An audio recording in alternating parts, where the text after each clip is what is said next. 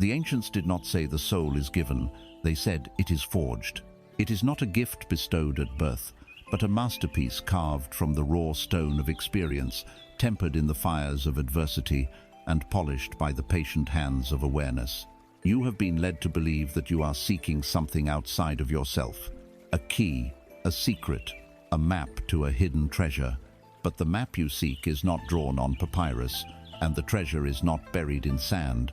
The most ancient scroll, the one that contains the true rites of passage, is inscribed within you. It is written in the silent language of your own consciousness. This is the record of the great initiation, a trial not of the body, but of the spirit, a journey every soul must eventually undertake, whether in this life or another. Perhaps you feel it now, the echo of this ancient calling, the quiet dissatisfaction with a world that measures worth in things, the deep fatigue that no amount of sleep can cure, the sense of being a stranger in your own life, playing a part you never auditioned for. Do not mistake these feelings for failure. Do not see them as signs of being broken. They are the opposite. They are the sacred summons. They are the guardians at the threshold of the temple, asking for the password. The crisis you are facing, the burnout that hollows you out, the profound sense of being lost. What if this is not a punishment, but your personal invitation to the initiation? What if the emptiness is not an absence, but the sacred space being cleared for your rebirth? We are about to unroll this invisible scroll together. We will walk through the forgotten chambers of the soul, one by one, following the steps of an initiation so old, its memory is encoded in our very DNA. This is not a journey of learning, but of remembering the power that sleeps in your stillness, remembering the wisdom that speaks in your silence, remembering the immutable, indestructible light that you are, beyond all names, all forms, all stories. The world has taught you to build your life from the outside in. Now, you will learn to build your universe from the inside out. The rites have begun. The first chamber awaits. Listen, not with your ears, but with the whole of your being. The forging of your soul has already commenced. The great stone door grinds shut behind you, the sound absolute, sealing you in a darkness that is older than memory. There is no light here, not yet. There is only the scent of dust, of time itself, and the profound, heavy silence of a place that has been long undisturbed. This is the first trial. This is the chamber of echoes. Before you can see the light of what you can become, you must first learn to navigate the darkness of what you have been. The foundation of your new temple cannot be built upon the unquiet graves of your past. Here, in this sealed chamber of your own consciousness, every one of those graves will be opened. Your only task is to stand and to listen. At first, there is only that heavy silence, a silence so deep it feels like pressure against your skin. But do not be deceived. This is the stillness before the storm. Be patient, breathe into this void, and then it begins. A single whisper, furtive and sharp, like a dry leaf skittering across stone. It is the echo of a promise you broke. Then another joins it, a mournful sigh, the ghost of an opportunity you let pass, paralyzed by fear. Soon, more voices rise from the gloom. The harsh, critical words a parent once spoke to you, the sound of your own voice, dripping with sarcasm in a moment of cruelty, the silent scream of a betrayal you endured, the weeping of a grief you never allowed yourself to fully feel, a grief you buried under layers of being busy, of being strong. They are all here. Every word left unsaid, every action taken in anger, every moment of shame you have tried to outrun. They swirl around you, a cacophony of your own history.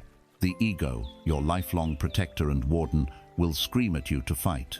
It will tell you to build walls, to analyze, to find who is to blame, to justify your actions, to drown out the noise with new noise.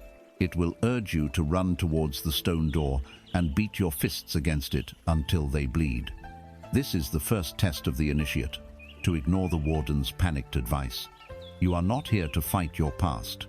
You have been fighting it your entire life, and it has only made the echoes louder, the ghosts more restless. To fight a shadow is to give it form and strength. To argue with an echo is to lend it your own voice. Your task is not to engage in battle. Your task is to bear witness. Find your center in the swirling chaos. Feel your feet on the cold, solid floor of this chamber.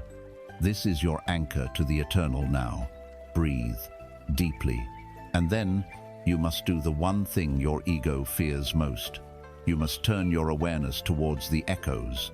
Willingly, intentionally. Select one, anyone that calls to you. Perhaps it is the ghost of a past failure, a project that collapsed, a dream that died. Do not look at the story. The story is the ghost's costume, the mask it wears. Look deeper. Use your awareness like a gentle lantern. Shine it on the ghost. And listen. Listen not to the words of failure, but to the feeling underneath. What is there? Is it the sting of humiliation? The bitter taste of disappointment? The raw fear of inadequacy? Do not judge it. Do not try to fix it. Simply feel it with the ghost. Offer it the warmth of your silent, compassionate presence. This is the secret alchemy. The past does not want to be fixed. It cannot be. It wants only to be heard, to be seen, to be acknowledged without judgment. It wants to be felt. As you sit with this ghost of failure, holding it in your awareness, a strange thing begins to happen. The ghost's tormented energy, which has been trapped for years, for decades, begins to soften. Your awareness, your pure presence, acts as a universal solvent. It dissolves the charge, the pain, the resistance. You are not forgiving the memory. You are liberating the energy that was frozen within it. The frantic screaming of the ghost quiets to a murmur. The murmur fades to a whisper. And then there is peace. The ghost does not vanish. It is integrated. It takes its proper place in the great library of your life, no longer a monster haunting the halls, but a quiet volume on a shelf. Its lesson learned, its energy returned to you. Now, turn to another. The echo of a relationship that ended in pain. Feel the anger. Feel the sense of injustice. The warden, the ego, will want to rehearse the story of who was right and who was wrong. Let that go. That is a game for children. The initiate seeks truth, not justification. Shine your lantern of awareness on the raw wound. The feeling of being abandoned. The fear of being unlovable. Sit with that feeling. Breathe with it. Let it wash over you without resistance. Offer it the same silent compassion. You are not condoning what happened. You are healing your reaction to it. You are reclaiming the piece of your power you gave away in that moment of pain. And you will feel it, the subtle shift as the chains of resentment fall away, not with a crash, but with a quiet click. The energy that was tied up in bitterness now flows back into you, a warm current of life force. You continue this process, turning from one echo to the next. You sit with the ghost of your younger self, the one who was scared and felt alone, and you offer it the comfort it never received. You listen to the venomous words you once spoke to another, and you feel the fear and pain that fueled your own attack, offering compassion to that frightened part of you. This is shadow work in its purest form. It is not a battle, it is a homecoming. You are gathering the lost, exiled fragments of your own soul. With each echo you face and integrate, the chamber becomes quieter, the air becomes lighter. The suffocating darkness begins to thin, revealing not walls of stone, but walls made of mist. You realize the profound truth. The past was never a prison, it was a classroom. Each echo was a teacher in disguise. Each ghost was a guide pointing to a part of you that needed healing, a part of you that was disconnected from love. The pain was not a punishment, but a homing signal, calling you back to yourself. You were never trapped by your past. You were only haunted by your resistance to it. By choosing to finally stop, to turn, and to listen, you have passed the first trial. You have learned that true power lies not in building higher walls, but in having the courage to have no walls at all. And now, a deep, resonant silence fills the chamber. It is not the heavy, oppressive silence from before. It is a living silence, vibrant with peace and newfound wholeness. The air is clear. The ghosts are gone, their lessons absorbed, their energy reclaimed. You are standing in the same space, but it is utterly transformed, and you are transformed with it. You feel lighter, yet more solid. The frantic, nervous energy that has been the background noise of your life has ceased. In its place there is a quiet, steady strength, The great stone door, the one that seemed so final, now dissolves into light, revealing a new corridor. You have faced the echoes of what has been. You have made peace with your ghosts. You are now ready to face the tyranny of what is. The trial of silence is next. You step from the profound stillness of the first chamber into the second, and the shift is immediate and violent. This is not a place of darkness, but of a blinding, chaotic light. It is not silent, but filled with a deafening roar composed of 1,000,000 simultaneous conversations, fragments of songs, lists of tasks to be done, snippets of remembered arguments, anxieties about a future that does not exist, judgments about the texture of the stone floor, a sudden worry about a forgotten Erandal crash against you at once. It is a storm of noise, a whirlwind of meaningless data. You have just left the chamber of your past, only to enter the relentless hurricane of your mind. This is the second trial, the trial of silence. But know this truth first. The silence you seek is not the absence of this noise, it is the discovery of the one who is listening to it. For your entire life, you have believed that you are this voice in your head, the incessant narrator, the constant commentator, planner, worrier, and judge. You have mistaken the tool for the hand that wields it. You have mistaken the announcer for the king. This chattering entity is not you. It is a biological machine, a survival mechanism evolved to solve problems, assess threats, and categorize the world. It has served you, but its reign has become a tyranny. It has forgotten how to be quiet. It continues to solve and plan and worry, even when there is no problem to be solved, no plan to be made, no genuine threat to face. It chatters because that is all it knows how to do. And you, believing you are the chatter, are dragged along in its frantic, exhausting wake. Behold, the central metaphor of this trial. Your mind is a magnificent wild horse. It is powerful, fast, and untamed. For years, you have tried to control it with force. When it gallops with anxiety, you have tried to wrestle it to a stop, shouting, "Be calm, be still." This struggle only maddens the horse. It rears and kicks, its panic fueling yours in a vicious cycle of resistance. When it plods into the muddy fields of melancholy, you have tried to whip it into action, screaming, "Be happy, think positive thoughts." This only deepens its exhaustion and resentment. The initiate's path is different. You do not fight the wild horse. You do not try to break its spirit. You learn to tame it with presence. You enter its enclosure, this chaotic chamber of noise, and you do not run towards it. You find a place to sit, quietly, at a distance. You let the horse run its frantic circles. You let it kick and snort, and exhaust its nervous energy. You do not judge it. You do not command it. You simply watch. Your stillness, your calm, non-threatening presence, is a foreign energy in its world of panic. At first, the horse ignores you, but eventually it senses your peace. Its frantic gallop slows to a canter, then a trot, then a walk. It becomes curious.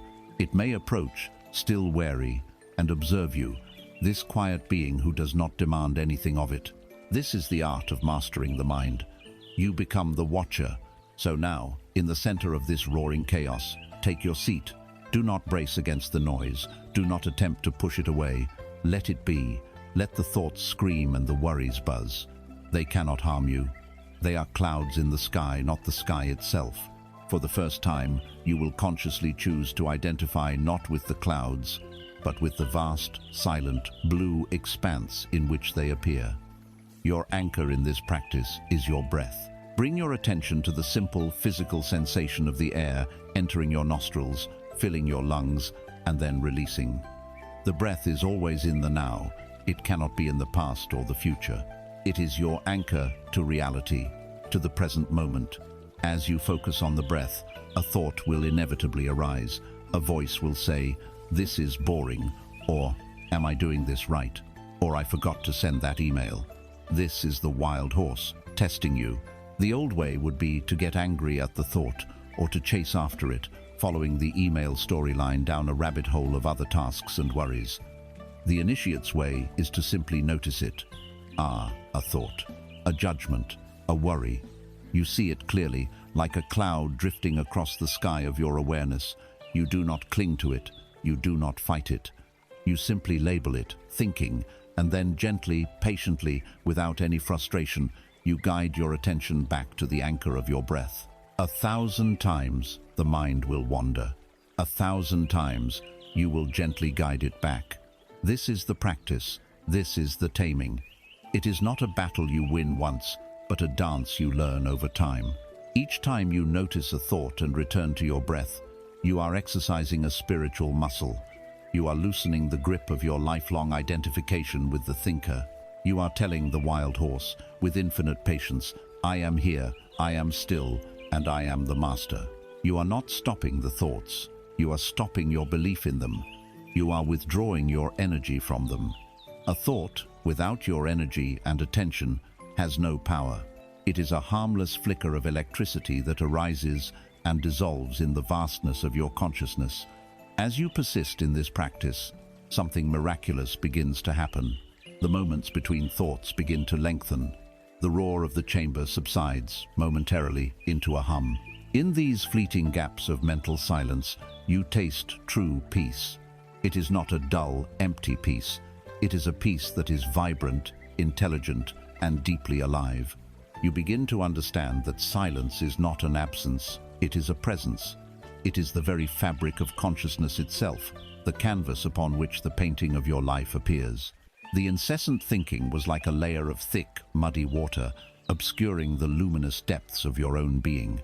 As the mud of compulsive thought begins to settle, you catch glimpses of the treasure that has always been there, at the bottom of the lake of you. This is the power that germinates in silence. Intuition is not a thought. It is a clear seeing that arises from this still space. Creativity is not a product of frantic mental effort. It is a wisdom that flows through you when your mind is open and receptive. True solutions to life's problems do not come from worrying them into submission.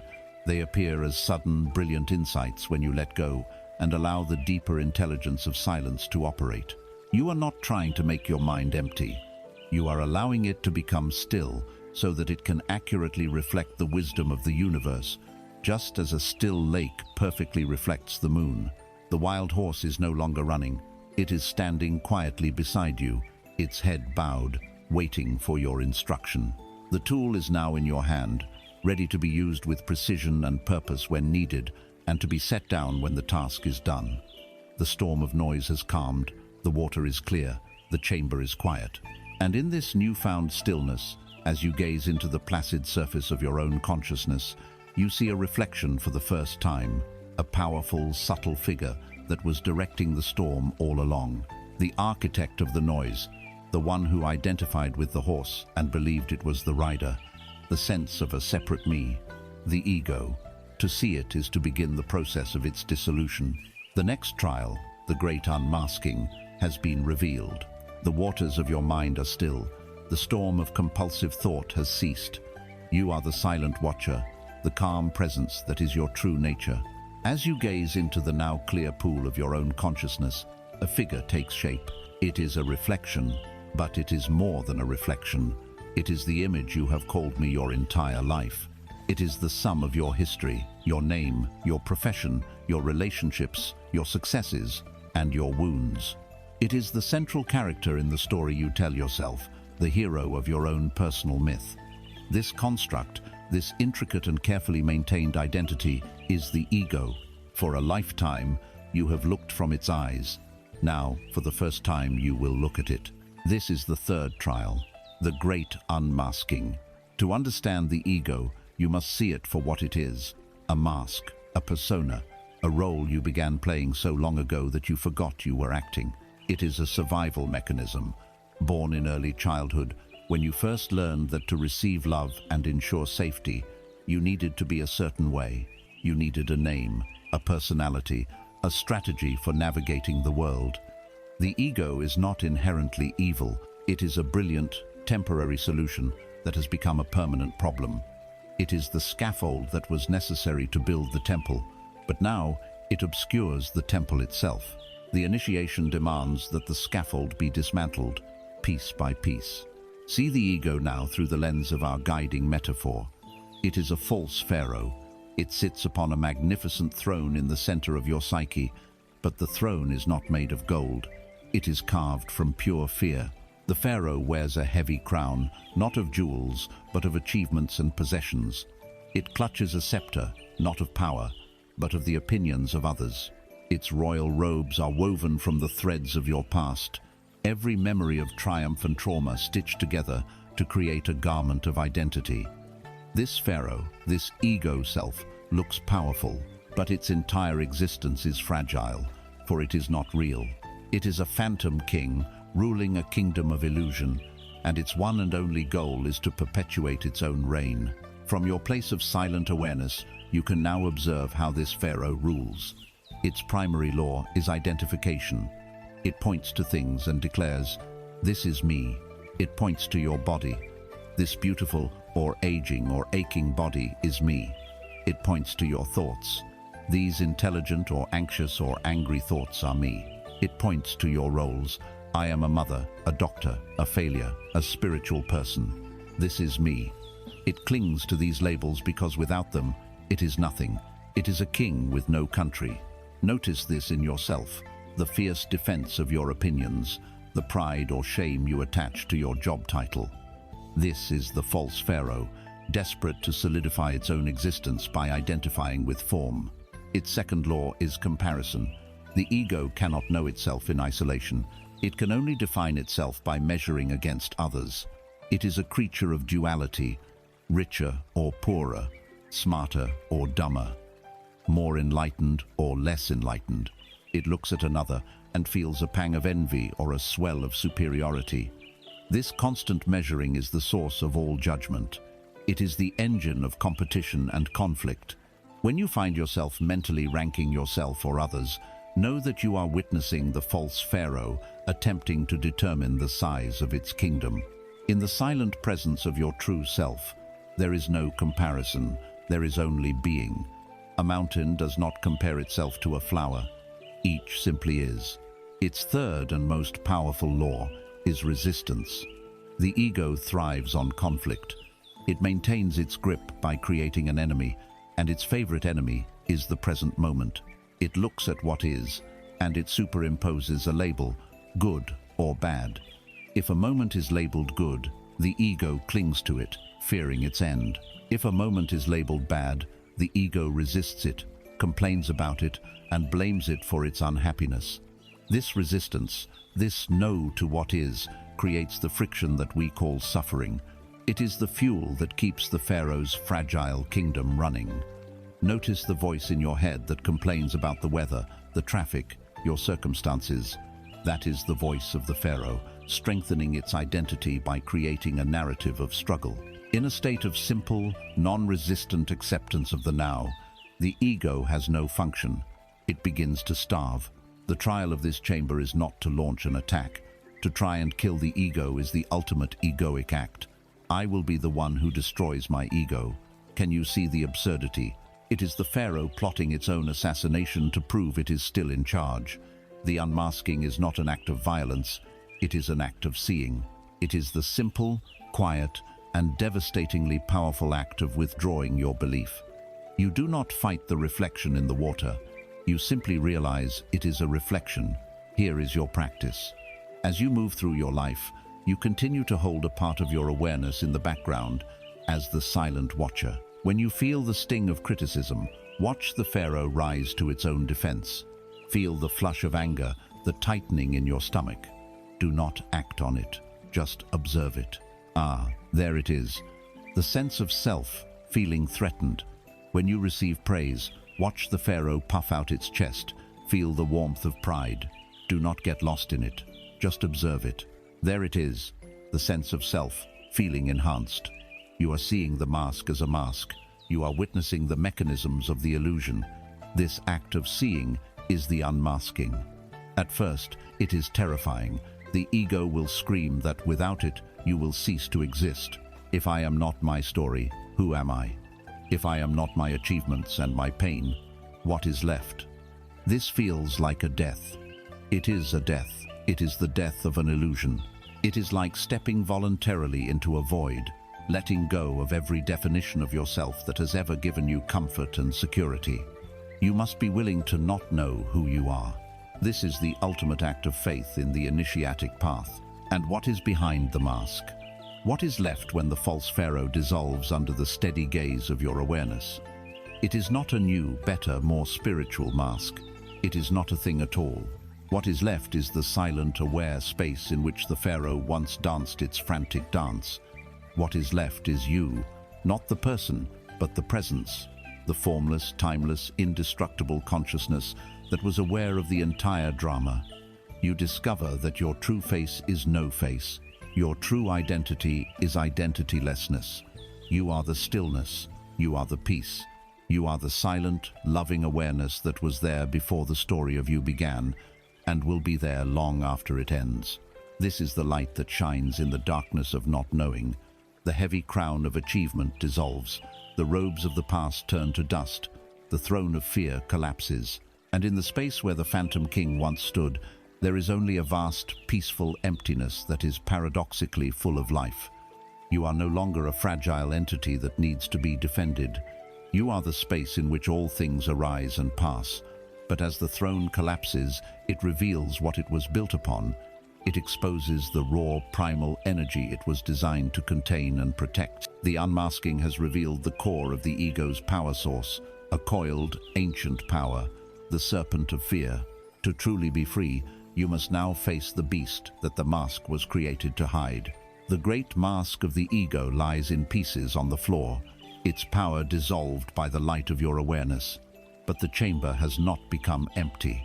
In the space where the false pharaoh's throne once stood, the ground itself seems to breathe. From the depths, a primal energy uncoils, ancient and formidable.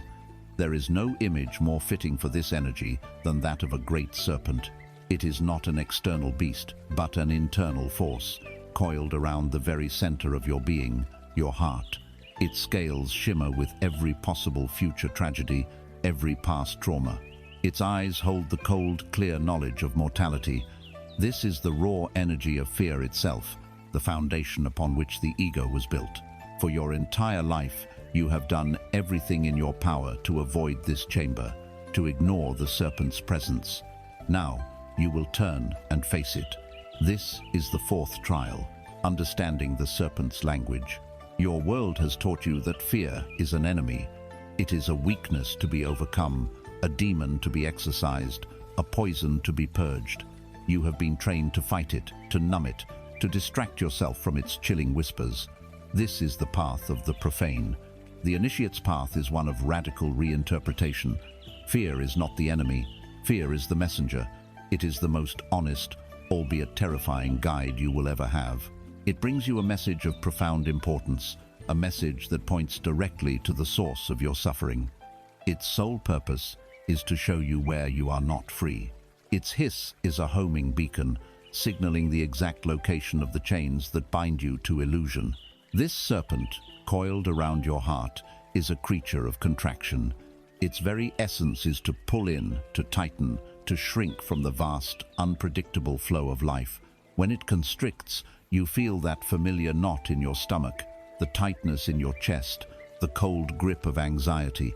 It whispers to you in a language you have always mistaken for truth. It tells you, you are not safe. You must control your environment, your relationships, your future, or you will be destroyed. It tells you, you are not enough. Do not take that risk. Do not speak your truth, or you will be rejected and abandoned. It whispers of loss, of sickness, of loneliness, and ultimately of the great void of death. These whispers are the lies that have governed your life. They are the bars of a cage you have mistaken for a shelter. The trial does not ask you to slay the serpent. To attack it is to attack a part of your own life force. It is a fool's errand that only makes the serpent squeeze tighter. The trial asks you to do something far more courageous. It asks you to sit down before the serpent, to hold its gaze, and to listen. It asks you to become a student of its language. Here is the first lesson. The serpent does not speak of reality. It speaks only of your attachments. It is the guardian not of your life, but of your illusions. Its power over you is directly proportional to your investment in things that are, by their very nature, impermanent. Feel its presence now. Do not push it away. Allow a current fear to manifest. Perhaps it is a subtle anxiety about your finances or a deep-seated fear of illness. Whatever it is, do not engage with the story in your head. Instead, bring your awareness into your body. Where does the serpent make its presence known? Is it a vibration in your solar plexus? A hollow feeling in your throat? A racing pulse? Be intimate with the raw physical sensation of fear. This is the beginning of learning its language. You are moving from the abstract narrative to the concrete reality of the energy itself. Now, breathe into that sensation. Imagine your breath is a warm, liquid light flowing into the place of contraction. You are not trying to force the serpent to uncoil. You are simply bringing your calm, loving presence to the place where it lives. You are communicating through your stillness that you are no longer running. You are here. You are willing to listen. And then, in the silence of your mind, you ask the serpent the most important question of this trial. What are you trying to protect? Do not strain for a mental answer. The answer will arise as a form of knowing, an insight that dawns upon you. If your fear is of public speaking, and you ask the question, you will see with sudden clarity that the serpent is protecting your ego's attachment to looking competent and being liked. The fear is not of the people listening. It is of the image of you being shattered. If your fear is of intimacy, and you ask the question, you may see that the serpent is protecting a deep-seated belief that you are unlovable, a wound it is trying to shield from being touched again. If your fear is of failure, you will see that the serpent is protecting your attachment to a specific outcome, your investment in a future that you believe you must control. The serpent's message is always the same. You are attached here. You are clinging to this. You believe your survival depends on this thing that is not you. It is a divine pointer. It is showing you the exact location of your prison bars. What a gift. Instead of a curse, fear becomes your most trusted spiritual advisor. When you feel its constriction, you no longer need to panic. You can pause, breathe, and ask, serpent, what am I believing is me? That is not me. What am I clinging to now? The fear of losing money is not a fear of paper bills. It is the fear of losing the security, status, and freedom you have attached to them. The fear of being alone is not a fear of empty rooms. It is the fear of confronting the ego's terror of its own non-existence. Each time you perform this sacred inquiry, you loosen the serpent's grip. You are not killing it. You are taming it. You are teaching it that you are no longer identified with the fragile things it is sworn to protect.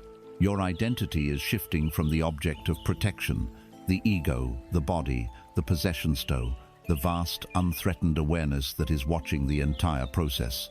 Consciousness itself cannot be harmed. Your true nature knows no fear. Fear can only exist when you believe you are something small, something separate, something that can be lost. This is the great alchemy of the fourth chamber. You transform the poison into medicine. The energy of fear, when it is no longer contracted and resisted, becomes something else entirely. It becomes vigilance. It becomes prudence. It becomes excitement. It is the very same life force, simply allowed to flow instead of being dammed up by resistance. The energy that fueled your panic can now fuel your passion. The serpent, once your jailer, now becomes your source of power. It remains coiled around your heart, but it is no longer a threat. It is a barometer. When it stirs, it is simply a reminder to check your attachments, to let go of whatever you are clinging to, and to return to the boundless safety of your true, formless self. You have learned the serpent's language. You have understood that its hiss is not a threat of death, but an invitation to a deeper life. You now know that every time you feel its touch, you are being offered a doorway to greater freedom. You see the wisdom in its cold, clear eyes. It has shown you every chain, every rope, every thread that ties you to the world of illusion and suffering. And with this knowledge, you are now ready for the next logical step, the next great trial. Now that you can see the chains, you must learn how to unlock them. The serpent has shown you what you are clinging to. A great river now appears before you, and it will teach you the sacred art of letting go. The serpent of fear has given you its gift. It has shown you every chain of attachment, every place where you cling to the shores of illusion, afraid to enter the great current of life. Now, Standing at the exit of that dark chamber, you find yourself on the banks of a vast and powerful river. It is as wide as the sky, its waters the color of deep twilight, and it moves with a silent, inexorable force. It does not rush, nor does it hesitate.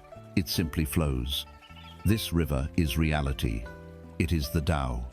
It is the unfolding of the present moment, impartial and absolute. To stand against it is to suffer. To join it is to find peace. This is the fifth trial, and it holds the most paradoxical secret of power. This is the river of surrender. For your entire life, you have been taught that strength is control. You have been praised for your willpower, for your ability to impose your desires upon the world, for your grit in swimming against the current. Look where it has led you, to a state of perpetual exhaustion, to a life of constant, low-grade struggle against what is. The ego, your inner pharaoh, believes it knows the correct course for this river. It draws a map in the sand, a map of how your life should unfold, how others should behave, how the world should be. And when the great river of reality deviates even slightly from this fragile map, the ego panics. It declares war on the river. You know this war intimately. It is the frantic flailing of your arms when a plan goes awry. It is the gritting of your teeth in a traffic jam that should not be there. It is the desperate attempt to hold a relationship together that is naturally flowing apart. It is the rage against a diagnosis, the bitterness over a financial loss, the constant, draining effort of trying to hold back the tide with your bare hands. This is the definition of insanity, to argue with reality and expect to win. The river always wins. Your struggle does not change its course. It only serves to exhaust you, to fill your lungs with the bitter water of resentment, and to make you believe the river itself is your enemy. But the river is not your enemy. Your resistance is. The trial of this chamber is to learn the sacred art of letting go. Now, the ego will hear the word surrender, and it will recoil in horror. To the ego, surrender is defeat. It is weakness, passivity, giving up. This is the ego's most profound misunderstanding. True spiritual surrender is not giving up. It is a supremely intelligent and courageous act. It is the conscious decision to stop wasting your life force in a futile battle and to align yourself with a power that is infinitely greater and wiser than your own limited intellect. It is the moment the weary swimmer finally stops fighting the current and discovers, in a flash of revelation, that the water which seemed to be drowning him is actually buoyant. Look at the river before you. Feel its immense, serene power. The ego's path is to dive in and immediately begin swimming upstream towards a past it cannot reclaim or a future it cannot guarantee. The initiate's path is to walk calmly to the water's edge, to take a deep, conscious breath, and to lie back. To place your trust not in the strength of your own arms, but in the wisdom of the water. Imagine this now. The initial shock of the cold, the moment of panic as your feet leave the solid ground of your certainties. But then, you lean back, you let go, and the river holds you. It supports you completely. The struggle ceases. The war is over. You are floating. You are being carried. This is surrender.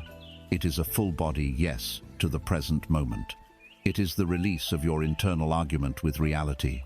Lying there, floating on the great river, you realize that it knows the way.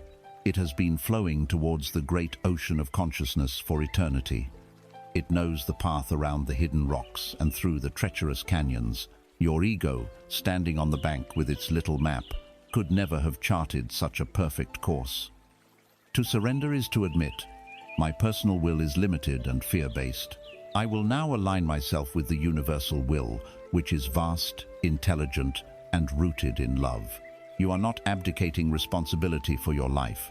You are shifting your allegiance from the fearful, controlling ego to the deep, intuitive wisdom of your true self, which is one with the river's flow.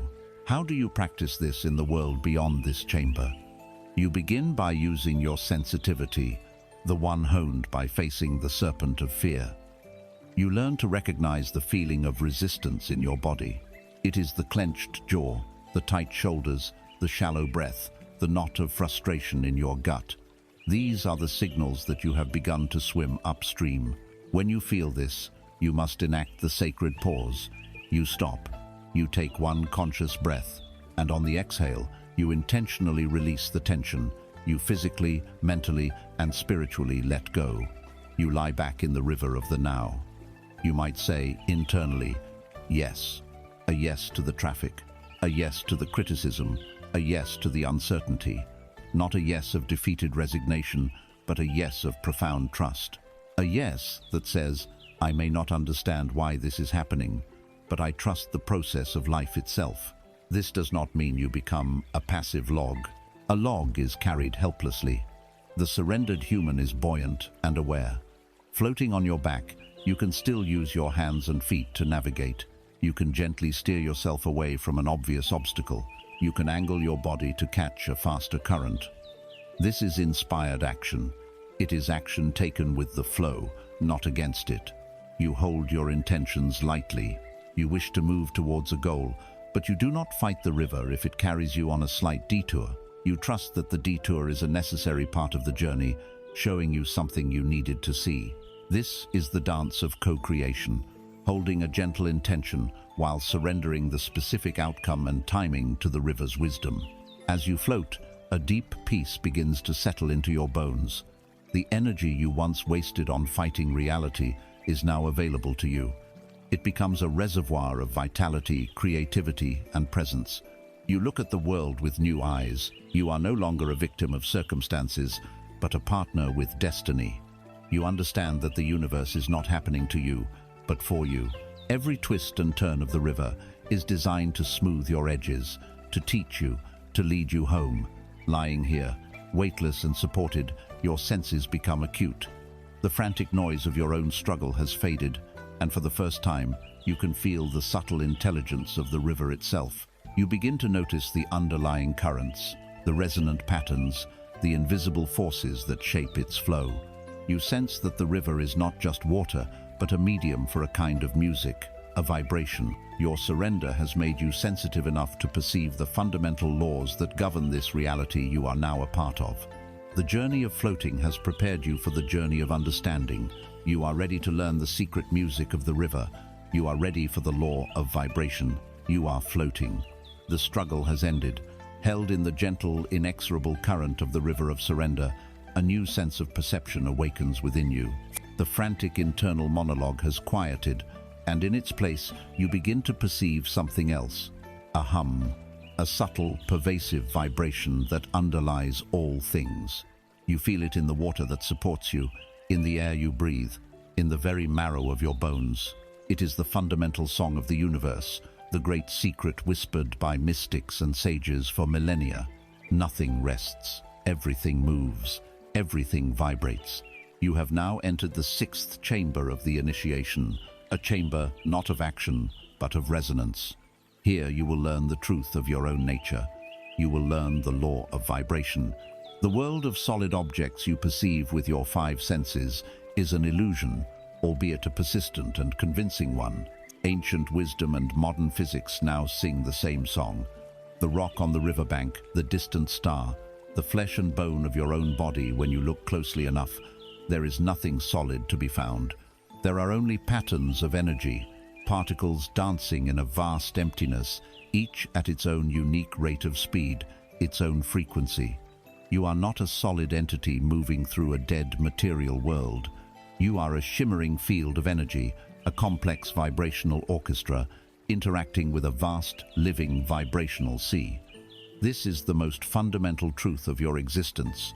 To grasp it is to move from being a pawn of circumstance to a conscious creator of your reality. To understand this law, let us use a metaphor that speaks to the soul. You are not just a body. You are a sacred instrument, a harp of exquisite craftsmanship, strung not with wire, but with the very essence of your consciousness. Each string on this harp corresponds to a state of being, a quality of emotion. At the very bottom of the harp are the low-frequency, heavy strings. These are the strings of shame, guilt, apathy, and grief. When plucked, they produce a dense, discordant note that feels heavy and contracted. Above them are the strings of fear, anger, and pride. Their notes are jarring, chaotic, and create friction. As you move up the harp, the strings become finer, lighter. You find the strings of courage, of contentment, of optimism. Their notes are more open and clear. And at the very top, you find the highest frequency strings of all, the strings of gratitude, of joy, of peace, and of unconditional love. When these are plucked, they sing with a brilliant, harmonious resonance that expands outward, filling all space with light. Every moment of every day, you are playing this harp. You are the musician. Your focus, your attention, is the plectrum that plucks the strings. A thought of resentment towards someone in your past, you have just plucked the string of anger. A worried thought about the future, you have just played the note of fear. A moment of quiet appreciation for the beauty of a sunset, you have sounded the high, clear note of gratitude. A wave of love for a child or a pet, you have just played the divine chord of unconditional love. The sum of these notes, the melody you are habitually playing throughout your day, creates your personal vibrational signature. This is the song of you. It is this song, not your words or your desperate wants, that the universe hears and responds to. This brings us to the great operational law of this chamber, the law of resonance. The universe is a perfect and impartial mirror. It does not give you what you want, it gives you what you are. It reflects your own music back to you. It is a law of physics, as impersonal and reliable as gravity. If the song you are constantly broadcasting is one of fear, lack, and victimhood, a low-frequency dirgeth universe, by law, must bring you more people, circumstances, and events that resonate with that music. You will meet people who betray you, face circumstances of lack, and find evidence everywhere that the world is a dangerous place. This is not a punishment, it is resonance. A radio tuned to 98.7 FM cannot receive the broadcast from 103.5 FM. It can only receive what it is tuned to. Conversely, the secret of the masters lies here. If you can learn to consciously and intentionally play the high-frequency music of joy, gratitude, and abundance, even when your external reality does not yet reflect it, the universe must rearrange itself to bring you experiences that match your new song. It must bring you people to love, opportunities for joy, and evidence of abundance. The change must happen on the inside first. You do not become grateful when you receive abundance. You receive abundance because you have first become grateful. You do not feel love when the perfect partner appears. The perfect partner appears when you have become a beacon of love itself. This is the great work. It is the tuning of the sacred harp. So how does one tune this instrument? It is a practice of moment-to-moment awareness. The first step is simply to listen. Right now, in this moment, what music are you playing? What is the background emotional tone of your being? Is it anxiety? Is it boredom? Is it frustration? Be honest, without judgment. You are simply identifying the note that is currently sounding. Once you are aware of the note, you realize you have a choice. You are the musician. You can choose to play a different string. This is not about suppressing the low-frequency emotion. We learned in the Chamber of Echoes that what you resist persists. Rather, it is an act of gentle, conscious redirection. The most powerful tool for this is gratitude. No matter how dire your circumstances may seem, there is always one string of gratitude you can find and choose to pluck. Can you feel the breath moving in your body? Pluck that string. Can you appreciate the simple fact of your own consciousness, your ability to perceive these words? Pluck that string. Can you bring to mind the face of someone you love, or a memory of simple happiness? Pluck that string. And here is the most vital part of the practice. You must feel it. Thinking a grateful thought is only the first step.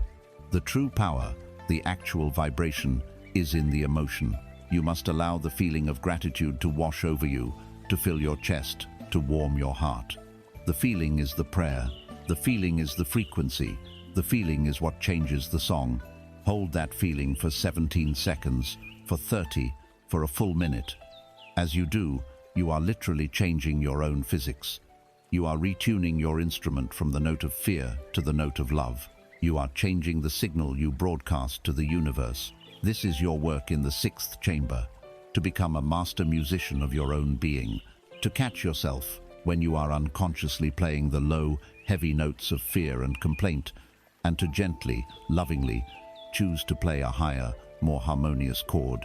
It is the work of a lifetime, But it begins now, in this moment. You are not a helpless cork tossed on the river of reality. You are a living, breathing, broadcasting instrument of immense power. The river's current responds to your song. The world you experience is but a mirror to the music you play. You are no longer just floating. You are consciously harmonizing with the river. You understand that you are not separate from it, but a living note in its grand symphony. You now hold the knowledge that your state of being is your point of attraction. This leads to a profound and empowering question. If your state is determined by the strings you pluck, and the strings are plucked by your focus and thought, then what is the nature of thought itself? How can you become not just the musician who plays the notes, but the composer who writes the symphony? To answer this, you must now enter the next chamber, where you will meet the great architect of reality. You are ready to meet the scribe. You have awakened to a profound truth. You are not a solid object, but a living instrument, a sacred harp, broadcasting a vibrational song into the cosmos. You have learned to float on the river of reality, to harmonize with its flow. And in that harmony, a new power stirs within you, along with a new question. If you are the harp, who is the musician? If your vibration shapes your world, who or what chooses the vibration? You now enter the seventh chamber, a place of immense power and responsibility. It is a vast, silent scriptorium, the grand library of creation. Here, you will discover that you are not only the instrument, but also the composer. You are the scribe of reality. The previous trials have prepared you for this one. You have faced your past, quieted your mind, unmasked your ego, understood fear, and surrendered to the flow. These were acts of purification, of clearing the vessel. Now, you will learn to consciously fill that vessel. The great law of this chamber is this: thought is the creative medium of the universe. Just as a sculptor uses a chisel to shape marble, consciousness uses thought to shape the raw energy of reality. Every sustained thought, impressed with feeling and belief, is a command sent out into the quantum field. It is a blueprint which the universe, as the master builder, must diligently follow. This is not mere wishful thinking, a frivolous game of fantasy. It is the most fundamental and potent creative process in existence. To grasp this power, embrace the central metaphor of this chamber. Your mind is the private office of the royal scribe. You, as pure awareness, are the king, the ultimate authority. But for years, you have been an absentee monarch, allowing the scribe to write whatever it pleases. The scribe is your thinking mind. The great scroll before it is the limitless potential of the present moment. The ink is your attention, and the quill is your focus. Whatever you give your sustained attention to, you are writing upon this scroll. These writings are not mere observations, they are decrees. They are the laws that will govern your kingdom, which is your life experience. For most of your life, the scribe has been untrained and undisciplined. It has been scribbling frantically, driven by the fearful whispers of the ego. It has written long, detailed chapters about your past wounds, solidifying them into your present reality. It has drafted terrifying fictions about your future, calling forth the very circumstances you dread. It has written decrees of limitation. I am not good enough. Money is hard to come by. True love is rare. I am always tired. Life is a struggle. Each of these is a command, an official order written in the indelible ink of your belief. And the universe, as the loyal servant of the crown, has no choice but to obey. It reads the scroll that declares life is a struggle, and so it dutifully arranges people, events, and obstacles to make your kingdom a place of struggle. It is not punishing you, it is honoring your command. It is giving you exactly what you have written into law. The work of the initiate is to become a conscious monarch. It is to walk into the scriptorium, to stand behind the scribe, and to begin dictating a new set of laws. This requires you to first understand the crucial difference between chaotic thinking and conscious thought. Thinking is the undisciplined scribe's endless, reactive chatter, the mental noise you learn to witness in the trial of silence. It is largely useless for creation and often destructive, as it reinforces old patterns of lack and fear. Conscious thought is something else entirely. It is the deliberate use of your mind as a focused tool. It is the king giving a clear, unambiguous command to the scribe. It is the act of choosing a reality and defining it with clarity and precision. Here is your practice as the scribe of reality. First, you must read the current scrolls. You must become aware of the laws that are presently governing your kingdom. What are your habitual thoughts about yourself, about money, about health, about love? Listen to your own internal monologue and your spoken words. They are the most accurate reflection of your current decrees. I can't afford that.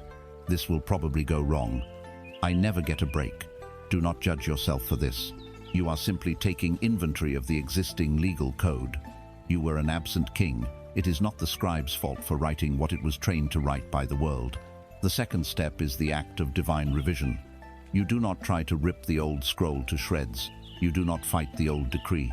That gives it energy. Instead, you calmly take the quill of your focus, dip it in the ink of your full attention, and write a new decree directly over the old one. Where the scroll reads, "Money is hard to come by," you strike it through and write, "I am a perfect expression of infinite abundance. Money flows to me from expected and unexpected sources, easily and effortlessly." Where it reads, "I am unworthy of love," you write, "I am whole, complete, and radiate a love that attracts its perfect reflection to me." You are drafting a new reality.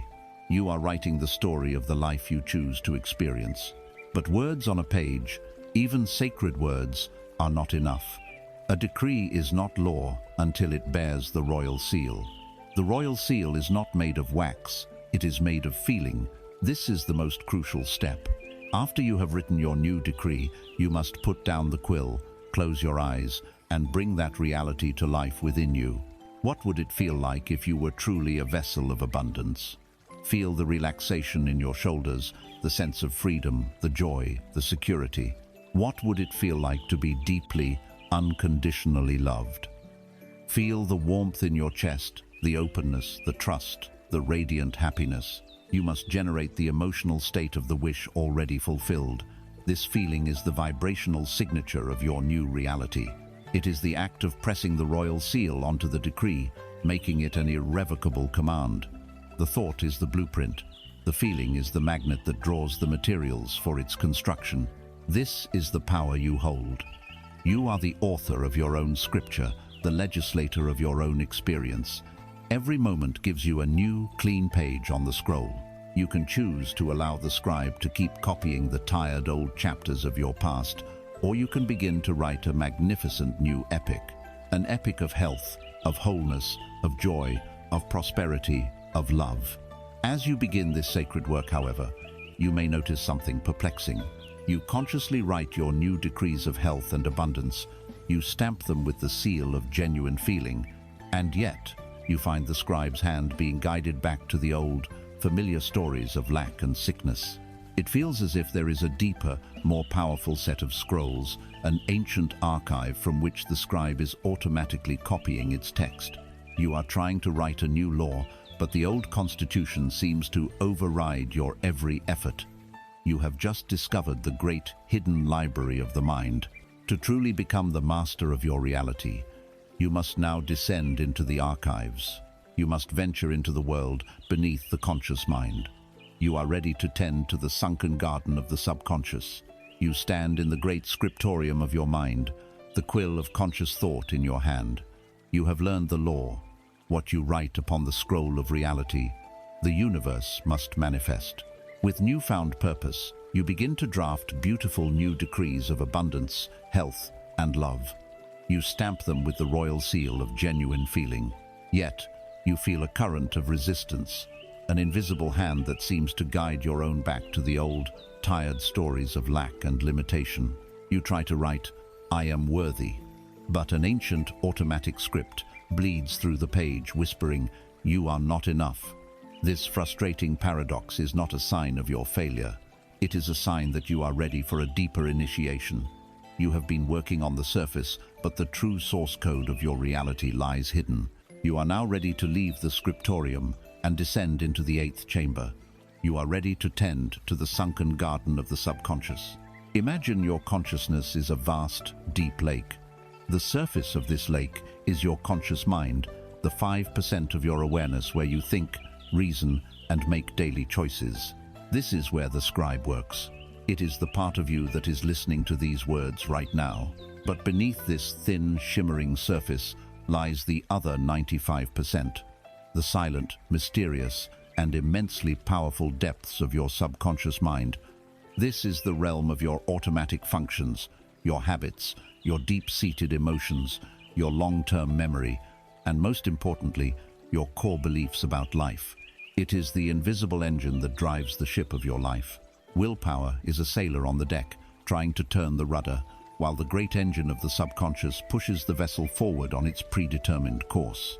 To understand its power, embrace this metaphor. At the bottom of this deep lake of consciousness lies a vast, fertile garden. This is your subconscious. It is not good or bad. It is simply fertile ground, capable of growing anything that is planted within it. The problem is, you did not perform the initial planting. This garden is already full. It was seeded long ago, primarily during the first 7 years of your life. In your childhood, your mind operated predominantly in a theta brainwave state of hypnosis, of pure receptivity.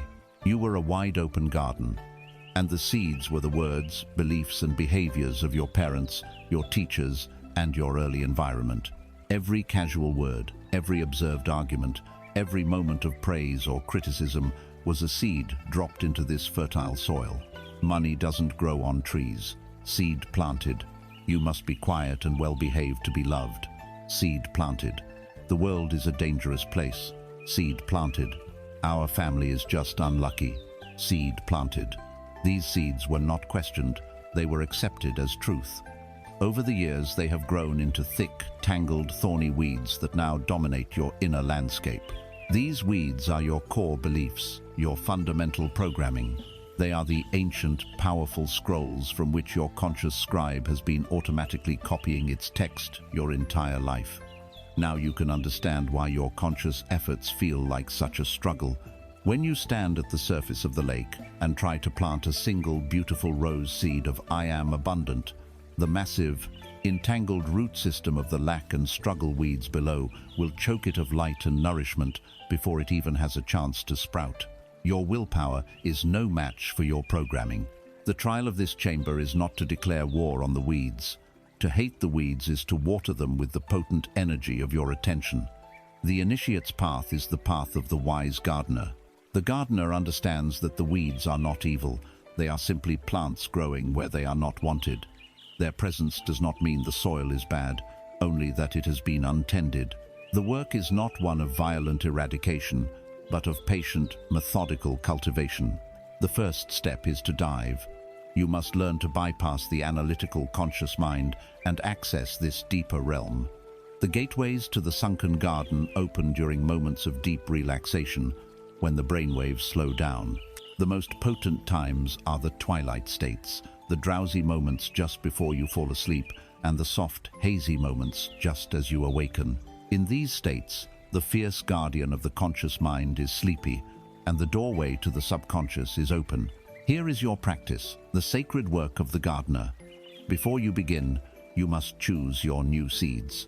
These are short, positive, present tense statements that represent the reality you wish to cultivate. Not I will be healthy, but I am in perfect health. Not I want more money, but infinite wealth flows to me now. Choose one or two to begin with. These are your precious, hand-selected seeds. Then, as you lie in bed, ready for sleep, you begin the descent. Relax your body completely, from your toes to the crown of your head. Let go of the day. As you drift into that warm, comfortable state between wakefulness and sleep, you are standing at the edge of the lake. Now, you dive. You sink beneath the surface, into the stillness and the quiet of your own inner depths. Once you feel deeply relaxed, you begin to plant. You take your chosen phrase, your new seed, and you repeat it, silently or as a soft whisper, over and over again, like a gentle, loving lullaby. I am whole, worthy, and deserving of all good. I am whole, worthy, and deserving of all good. Let the rhythm soothe you. As you repeat the words, you must perform the most vital step. You must feel the feeling of the wish fulfilled, You must water this new seed with the emotion of it being true right now. What does it feel like to be whole and worthy? Feel the sense of inner peace, of self-acceptance, of quiet confidence. Generate this emotion in your heart. The subconscious does not understand words alone, but it speaks the language of feeling perfectly. The repetition of the words carves the new neural pathway. The emotion of the feeling provides the life-giving energy for the seed to germinate and take root in the fertile soil. Continue this process until you drift off to sleep. The last thoughts and feelings you hold as you enter sleep will reverberate in your subconscious for hours, powerfully reprogramming your inner world. In the morning, as you emerge from sleep, you are still in that receptive state. Before you open your eyes, before you check your phone, before the conscious mind fully engages, return to your garden. Repeat your phrases again. Feel the feelings. You are watering your new seeds in the morning sun. This is not a quick fix. It is the patient, loving work of a dedicated gardener. A garden that has been neglected for 30, 40, or 50 years will not transform overnight. But with daily, consistent practice, a miracle will occur. Your new seeds will take root. They will sprout, and their roots will begin to push aside the old, tangled roots of the weeds. As they grow stronger, they will draw more light and energy, and the weeds of your old limitations will naturally begin to wither from lack of attention. One day, you will find that your automatic first reaction to a challenge is not fear, but confidence. You will notice yourself making choices aligned with abundance without conscious effort. The scribe at the surface will find that the ancient, tattered scrolls of lack have been replaced with a beautiful new text, and its writing will become effortless and harmonious. You will have changed your reality from the inside out, at the very root of your being. This sacred gardening, this entire process of inner observation, requires a specific kind of light, a light that can see into the depths without judgment, a light that can illuminate the weeds without empowering them, and nurture the new seeds with its warmth. What is this light? It is the faculty of pure, unblemished awareness. To become a master gardener, you must first become a master of this light. You are now ready to enter the chamber where you will learn to wield the most powerful tool of consciousness. You are ready for the gaze of Horus. You have descended into the sunken garden of your subconscious mind. You have learned the patient art of the inner gardener, to weed the deep-seated beliefs of limitation and to plant new seeds of wholeness and abundance. But this sacred work raises a vital question. What is the light by which you see the weeds? What is the gentle warmth that nurtures the new seeds into life? This light, this warmth, is the most fundamental and powerful faculty you possess. It has been the silent witness to every trial you have faced, and now you will learn to wield it with conscious intent. You are entering the ninth chamber, the chamber of pure seeing. Here you will awaken the gaze of Horus. In the ancient lore of Egypt, the eye of Horus, the Ujat, was the ultimate symbol of protection, of royal power, and of healing. It was the eye that was lost in battle and miraculously restored, representing the triumph of light over darkness, of wholeness over fragmentation. This is not just a myth, it is a map of your own consciousness. Within you exists this same faculty of perfect, healing sight. It is your pure awareness, the silent, ever-present witness that exists behind your thoughts, your emotions, and your physical sensations. It is the part of you that is aware you are listening now. It is the sky, and everything else is just weather. For too long, this gaze has been dormant, clouded by the storms of the restless mind and the smoke of the fearful ego. Now, you will learn to clear the sky. First, you must understand what the gaze of Horus is not. It is not the critical stare of your inner judge. The ego also looks at your life, but it does so with an agenda. It analyzes, it compares, it criticizes, it seeks to fix, control, and manipulate. Its gaze is tainted with judgment and fear. It looks at your anger and says, "This is bad, I must suppress it." It looks at your sadness and says, "This is weakness, I must escape it." This judgmental gaze only adds another layer of suffering. It is like trying to heal a wound by poking it with a sharp stick. The gaze of Horus is entirely different. Its nature is one of pure, loving, and impersonal observation. It is like the sun itself, which shines its light equally upon a rose and a thorn, giving life to both without preference or judgment. Its very presence is alchemy. The secret of this chamber is this: awareness itself is the agent of transformation. Darkness cannot be fought. It cannot be wrestled into submission. It simply vanishes when you turn on a light. In the same way, your unconscious patterns, your negative emotional states, and your compulsive behaviors are creatures of the dark. They thrive in the shadows of your inattention. They operate automatically precisely because you are not aware of them in the moment they are happening. The moment you shine the steady, unwavering light of your pure awareness upon them, their automatic, unconscious nature is broken. A space is created, and in that space lies your freedom. Consider a habit you wish to change. Perhaps it is mindless eating, or reflexive anger, or a pattern of negative self-talk. The old way is to use willpower, to fight the urge, a battle you know you often lose. The way of the initiate is to bring the gaze of Horus to the pattern. The next time the urge for mindless eating arises, do not fight it, do not give in to it. Pause, become utterly still, and turn your full, curious, non-judgmental awareness onto the urge itself. What does it actually feel like in your body? Is it an emptiness in your stomach, a tension in your jaw, a nervous energy in your hands? Investigate it with the detached curiosity of a great scientist. Do not add a story to it. Simply observe the raw energy. As you hold it in this loving, spacious gaze, something miraculous happens. The intensity of the urge, which thrives on being an unconscious driver, begins to soften and dissolve under the light of your presence. You did not fight it, you simply saw it. And in the seeing, it was transformed. This is the alchemy of awareness. Let us apply it to emotional pain, the ghosts from the chamber of echoes. When a wave of sadness or anxiety washes over you, the instinct is to contract, to resist, to distract. The gaze of Horus invites you to do the opposite. You turn towards the feeling, you allow it to be there. You bring your awareness into the center of the emotional storm and you observe. Ah, this is what sadness feels like. A heaviness in the chest, a pressure behind the eyes. You are not the sadness. You are the vast, silent space in which the sadness is allowed to unfold. You are the sky watching a gray cloud pass. By removing the secondary layer of resistance, I shouldn't be feeling this. You allow the primary emotion to complete its natural cycle. The energy, which was trapped by your resistance, can now flow through you and release. The simple act of pure observation is the most profound form of healing. Here is your practice for wielding this power. Throughout your day, become aware of your inner state. When you notice a negative thought, do not believe it or fight it. Simply see it. Shine the gaze of Horus on it and say internally, awareness sees the thought that says, I am a failure. You have just disidentified from the thought. You are no longer the thought itself, but the one who sees it.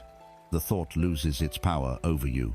When you feel a difficult emotion, you turn towards it and say, awareness feels the sensation of anger in the body. You have just created a space around the emotion, allowing it to be without being consumed by it. This practice requires no effort. In fact, effort is counterproductive.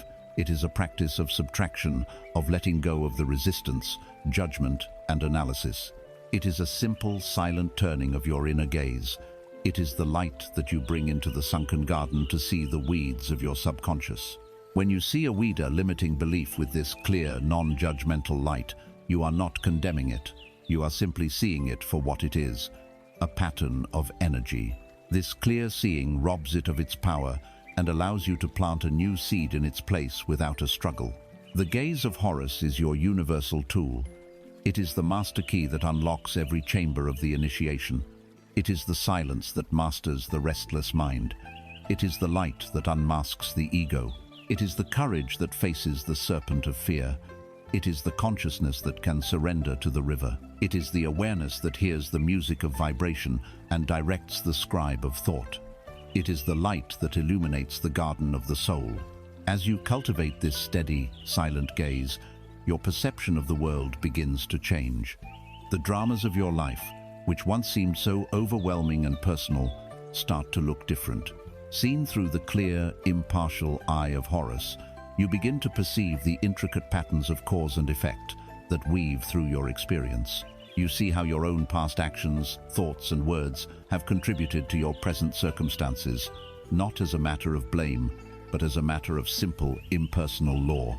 Your vision is becoming clear enough to see the grand cosmic machinery of creation. You are ready to behold the perfect balancing force of the universe. You are ready to approach the great scales of truth. You are ready to understand the law of karma.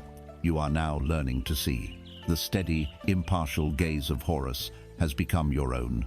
With this newfound clarity, you look out upon the landscape of your life, and the chaotic, random events of your past begin to resolve into a pattern of breathtaking precision.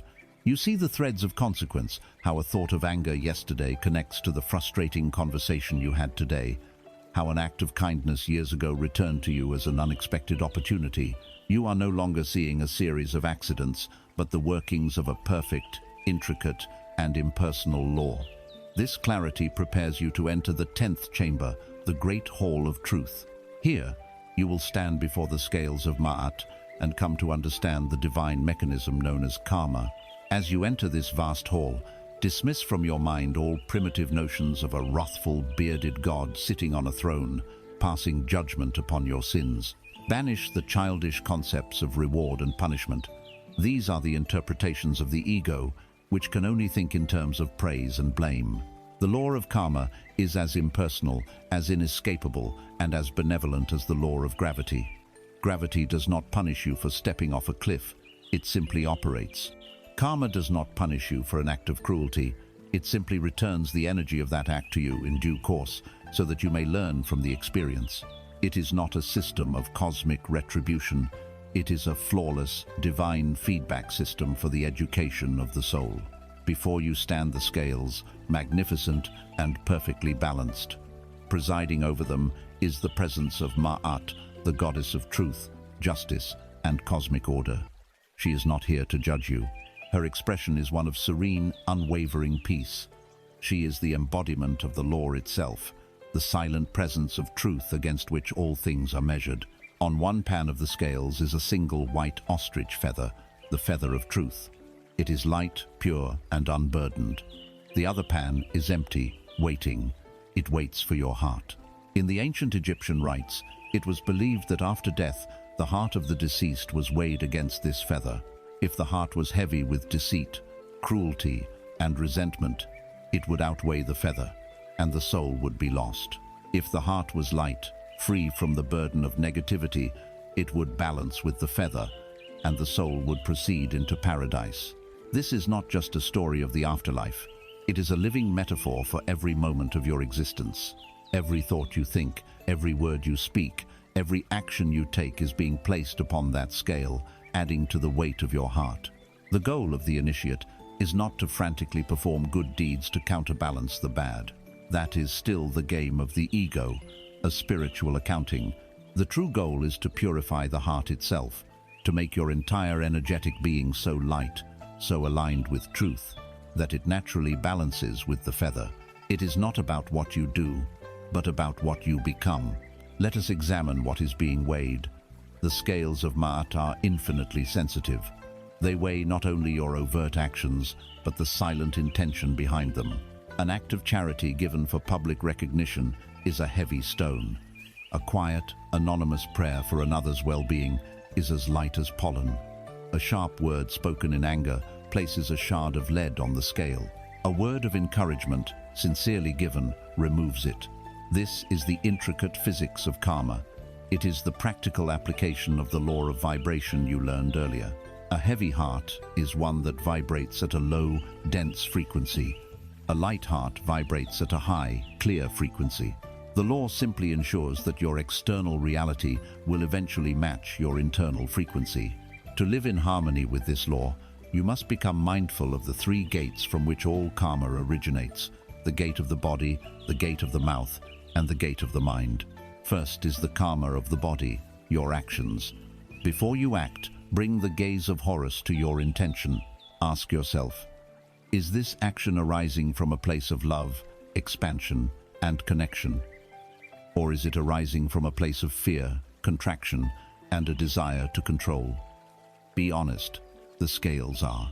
To consciously choose an action rooted in love, an act of generosity, of help, of creation, is to place another feather upon the scale, lightening your entire being.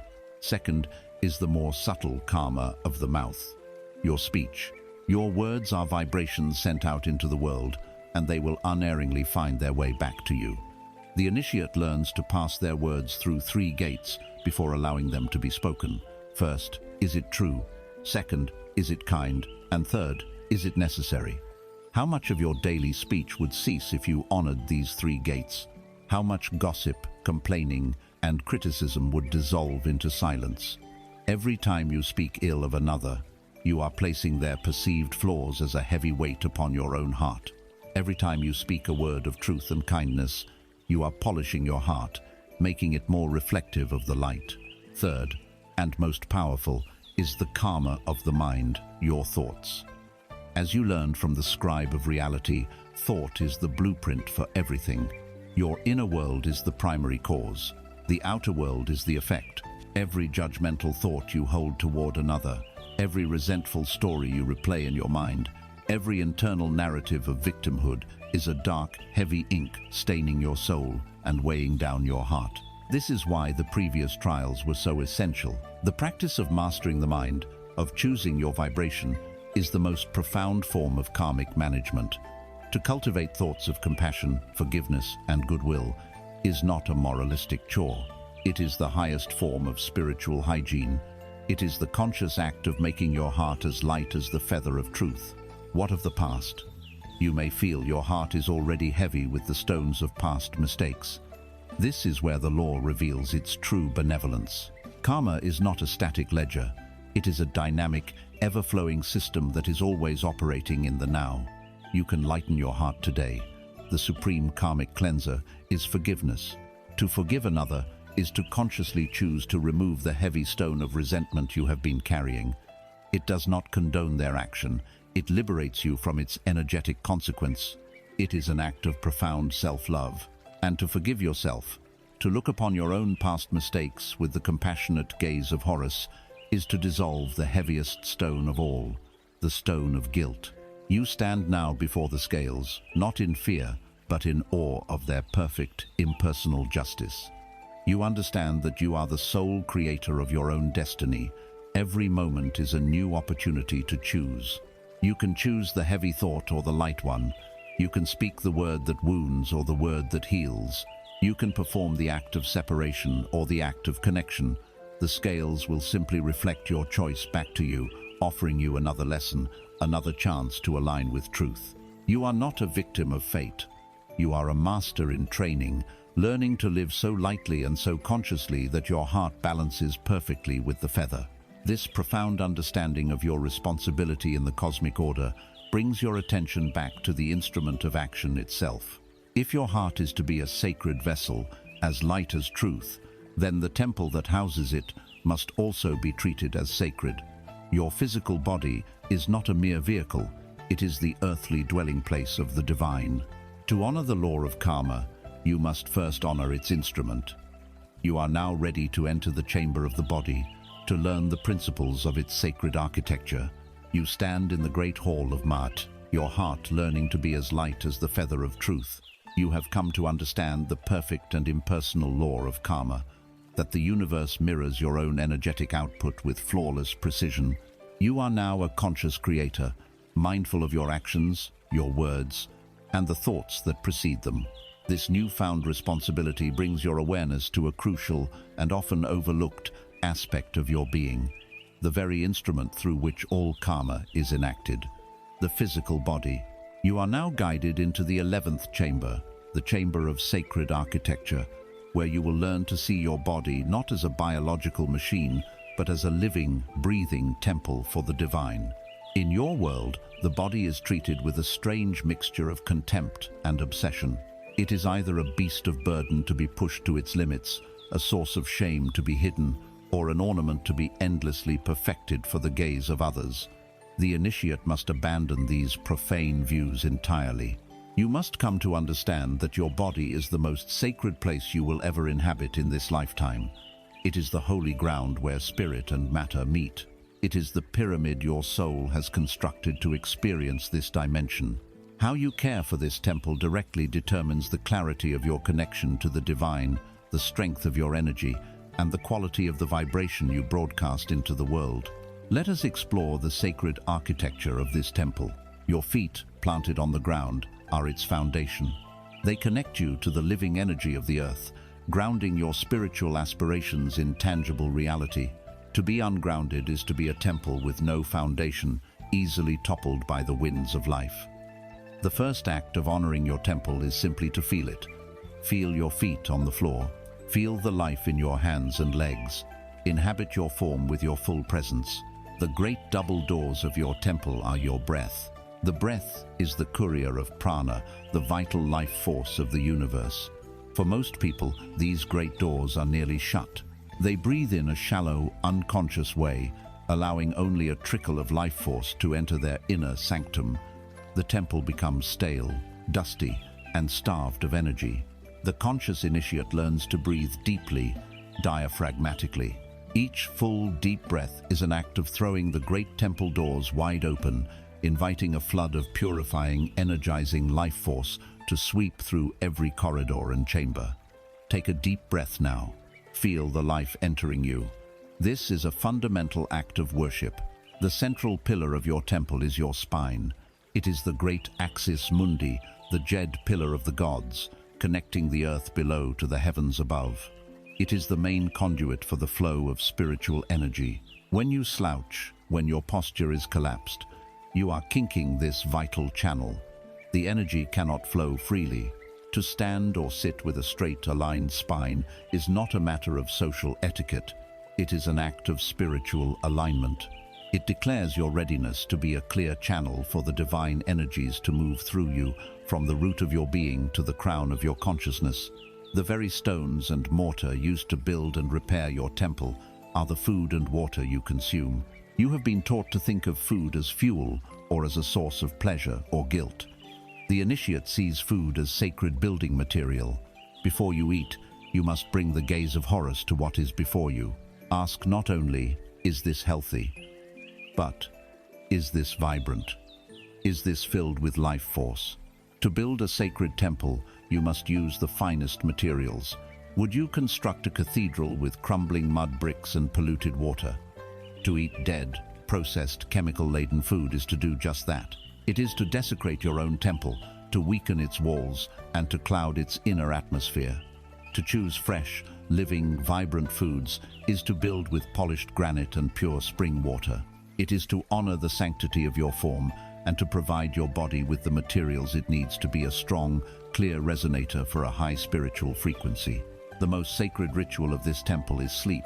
In your world, sleep is often seen as an inconvenience, a period of inactivity to be shortened in the name of productivity. This is a profound error. Sleep is the time when the divine architects your body's innate intelligence and your higher self perform their nightly restoration. It is when the dust of the day is swept from the temple floors, when the energetic and physical damage is repaired, when the lessons of the day are integrated into your soul's wisdom, and when the entire structure is reconsecrated for the coming dawn. To deny yourself sleep is to bar the doors and prevent the divine architects from doing their work. The temple falls into disrepair, becomes cluttered and weak. To treat sleep as a sacred appointment, to prepare for it with reverence and to surrender to it completely is to allow your temple to be reborn each and every night. Deep within this sacred architecture lie the inner chambers, the Holy of Holies. Your heart, the seat of love and compassion. Your gut, the seat of intuition. Your third eye, the pineal gland, the seat of spiritual vision. When the outer temple is polluted, cluttered, and weak, the light in these inner chambers cannot shine brightly. It is obscured by the toxic fog of poor health and the frantic energy of exhaustion. By tending to the outer temple through conscious breath, mindful eating, and sacred rest, you are not just improving your physical health. You are polishing the very lanterns that illuminate your path, allowing the wisdom of your heart and the vision of your soul to guide you with ever-increasing clarity. Your body is the ultimate feedback system. It speaks to you constantly in the language of sensation. The initiate learns to listen to its whispers, a feeling of subtle fatigue, a slight digestive unease, before they are forced to listen to its screams in the form of illness and burnout. Your body is the earthly expression of your vibration. A body that is tense, tired, and toxic cannot sustain the high frequencies of joy, peace, and love. It will default to the lower, heavier frequencies of anxiety, frustration, and fear. To care for your body as a temple is therefore one of the most practical and powerful spiritual acts you can perform. It is the physical foundation for all the other work. You have now sanctified your inner dwelling. You have learned to treat your physical form with the reverence and care it deserves. The light of your consciousness, shining from this clean, well-tended temple, is now clearer and brighter than ever before. It shines out from you into the world, and by the law of reflection, the world must respond. What happens when this clear light from your temple interacts with the light shining from another's? What happens when you encounter another soul? The next chamber of the initiation is filled not with challenges to be overcome, but with mirrors to be looked into. You are now ready to understand the sacred and often challenging path of relationships. You are ready to enter the Hall of 1,000 Mirrors. You are a living temple. You have learned to honor the sacred architecture of your body, to clear its passages with your breath, and to build its walls with life-giving energy. The light of your consciousness, shining from this sanctified inner space, is now bright and clear. But a temple is not meant to remain isolated on a mountaintop. Its light is meant to shine out into the world. You now step from the solitary work of the inner chambers into the 12th chamber of the initiation, a great hall filled with 1,000 mirrors. These mirrors are the people in your life, and this trial will teach you the profound and often challenging spiritual practice of relationship. Your entire life, you have operated under a fundamental illusion, an assumption so deep you were not aware it was an assumption at all. It is the illusion of separation, the belief in a solid, separate me existing independently from a world of others. This chamber is designed to shatter that illusion. Here, you will learn that every person who enters your life, from the most intimate partner to the most fleeting stranger, is not another at all. They are a mirror, sent by a wise and benevolent universe to show you a reflection of your own self. Your relationships are not a sideshow to your spiritual journey.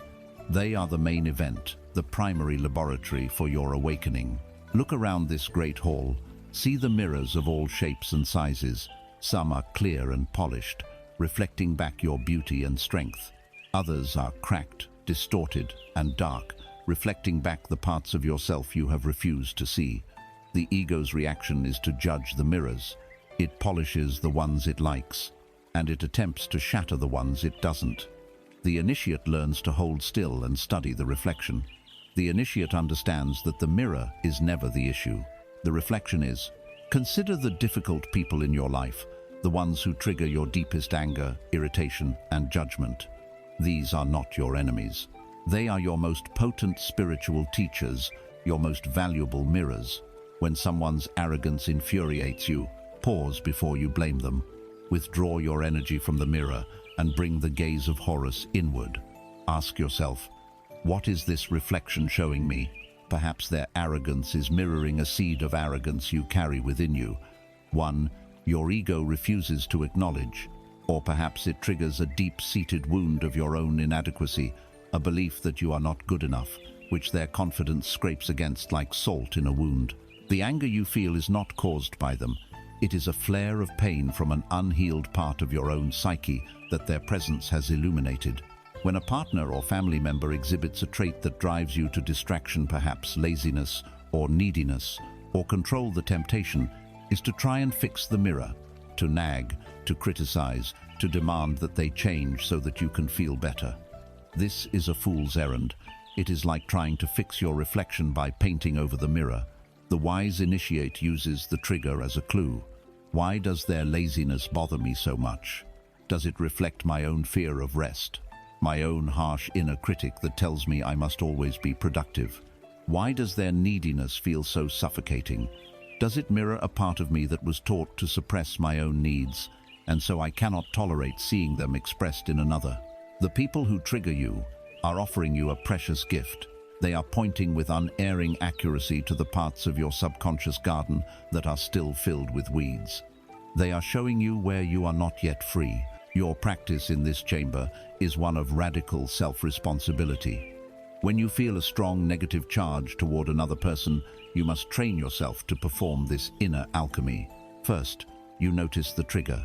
You feel the heat of anger, the sting of jealousy, the cold weight of judgment. Second, you consciously withdraw the projection of blame. You pull your energetic arrows back from the other person and let them fall at your own feet. You repeat internally, "This feeling is within me. This is my reaction. The mirror is just a mirror."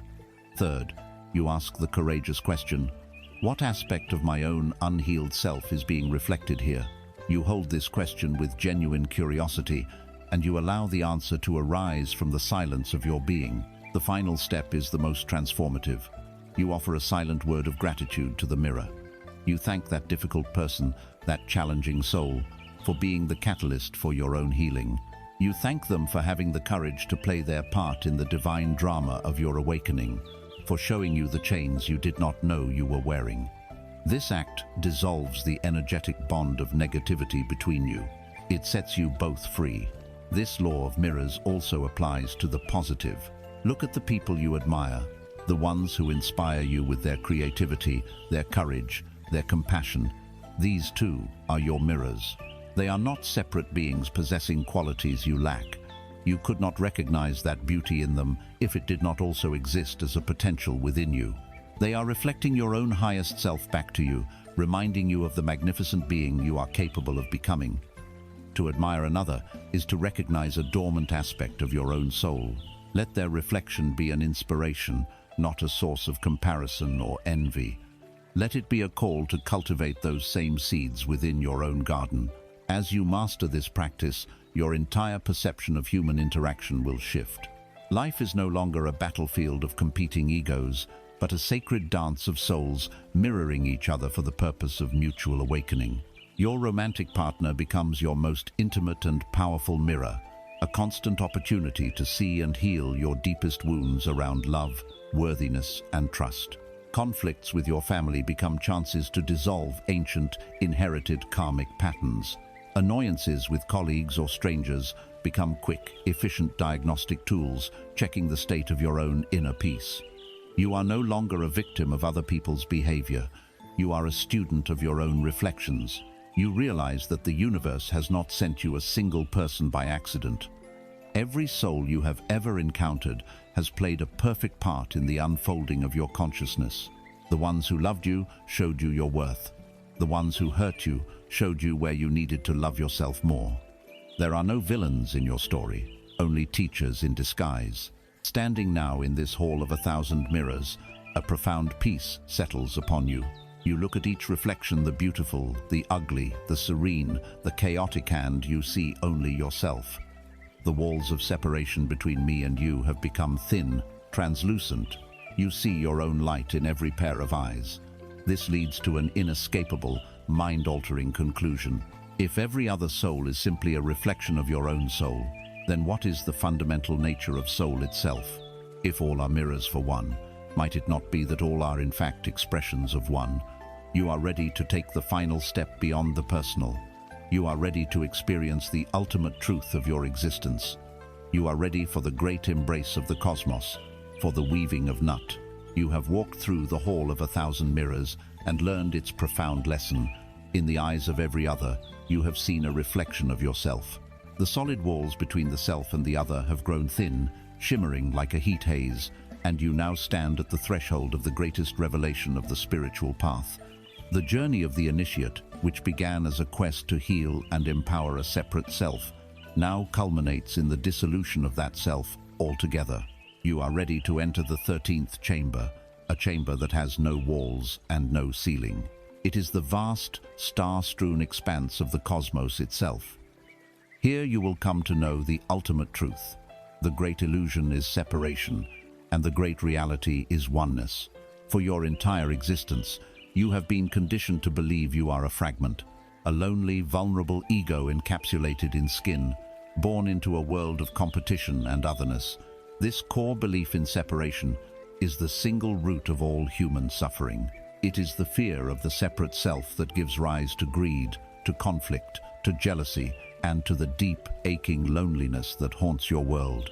Every trial you have faced until now has been a carefully designed step to dismantle this primary illusion.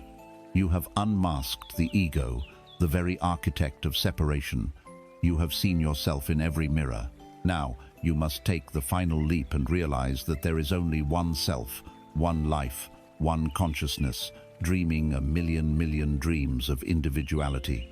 To grasp this truth, let your consciousness be filled with the ancient Egyptian vision of Nut, the goddess of the sky. Imagine her divine body, a vast, arching form of deep indigo, creating the very dome of existence. Her skin is spangled with countless stars, each one a point of brilliant, shining light. From the limited perspective of the ego, from the ground looking up, each star appears separate.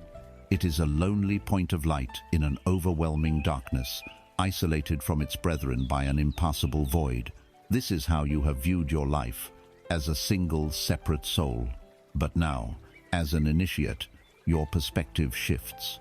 You rise up and see with the eyes of the cosmos. You see that the stars are not separate points in the sky, they are the sky. Each star is an integral part of the living body of the goddess Nut. The space between them is not a void. It is the very substance of her being that connects them all, that holds them in a perfect, silent embrace. You, dear soul, are one of those stars. You are not a lonely fragment. You are a luminous, essential part of a single, magnificent, divine being. Let this understanding sink deep into your being. You are not a drop in the ocean. You are the entire ocean, in a single drop. The same consciousness that animates you, animates the tree outside your window, the bird in the sky, the person you love, and the person you find most difficult.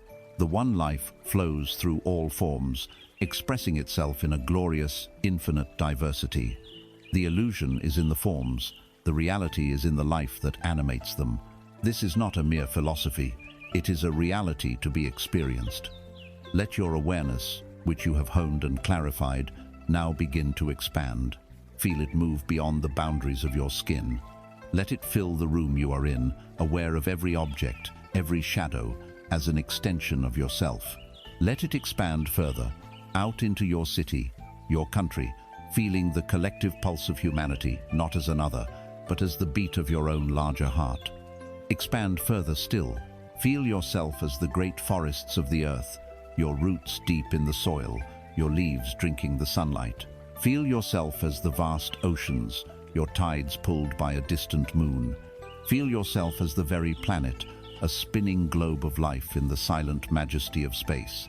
There is no separation. There never was. When you harm another, you are foolishly taking a knife to your own left hand with your right. The pain may seem localized at first, but the entire body is weakened.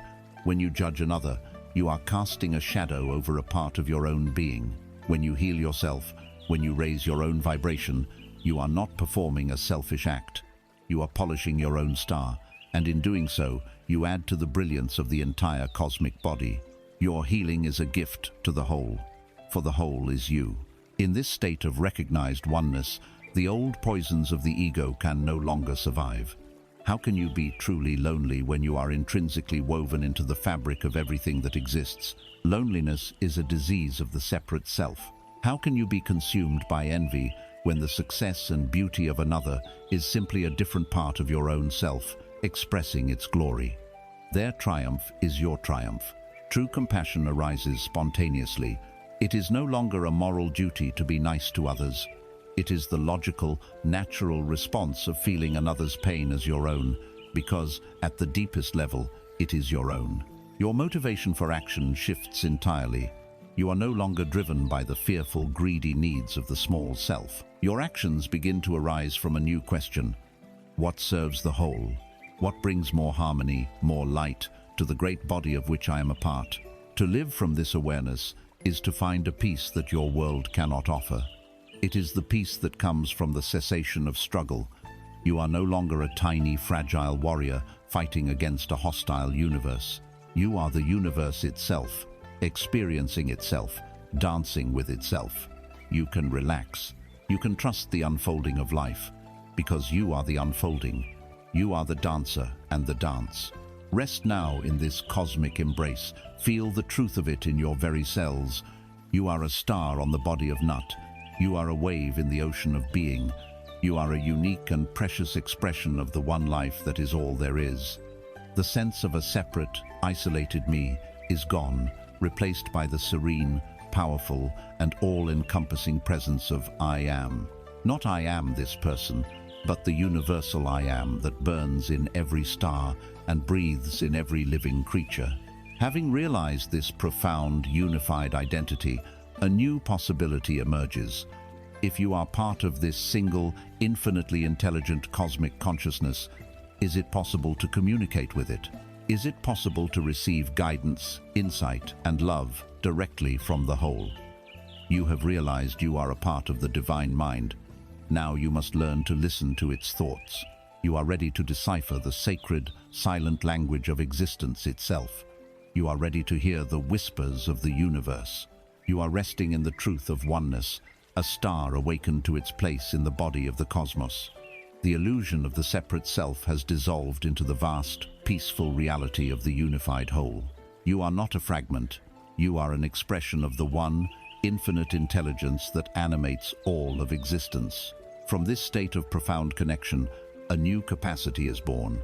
Having realized you are part of the divine mind, you must now learn to hear its thoughts, to feel its intentions, and to understand its silent, ever-present guidance. You now enter the 14th chamber, a trial of supreme subtlety. You are here to learn to hear the whispers of the universe. Forget everything you have been taught about a silent, clockwork cosmos that is indifferent to your existence. That is the barren worldview of the uninitiated ego. The truth is far more intimate and magical. The universe, this single living intelligence of which you are a part, is in constant communication with you. It is always offering guidance, sending encouragement, and nudging you along your highest path. The problem is not that the universe is mute. The problem is that humanity has become deaf. We are trained to listen only to the loud, abrasive shouts of the rational mind and the fearful screams of the ego. The language of the universe, however, is a whisper. To hear it, you must first cultivate silence. The silence you practiced in the second chamber was not just for peace of mind. It was the essential preparation for this trial. It was the tuning of your inner receiver. The universe does not speak in human language. Its vocabulary is one of symbol, synchronicity, and sensation. It is a silent oracle, and your life is its sacred text. You must learn to read between the lines. The first of its dialects is synchronicity. This is the meaningful coincidence.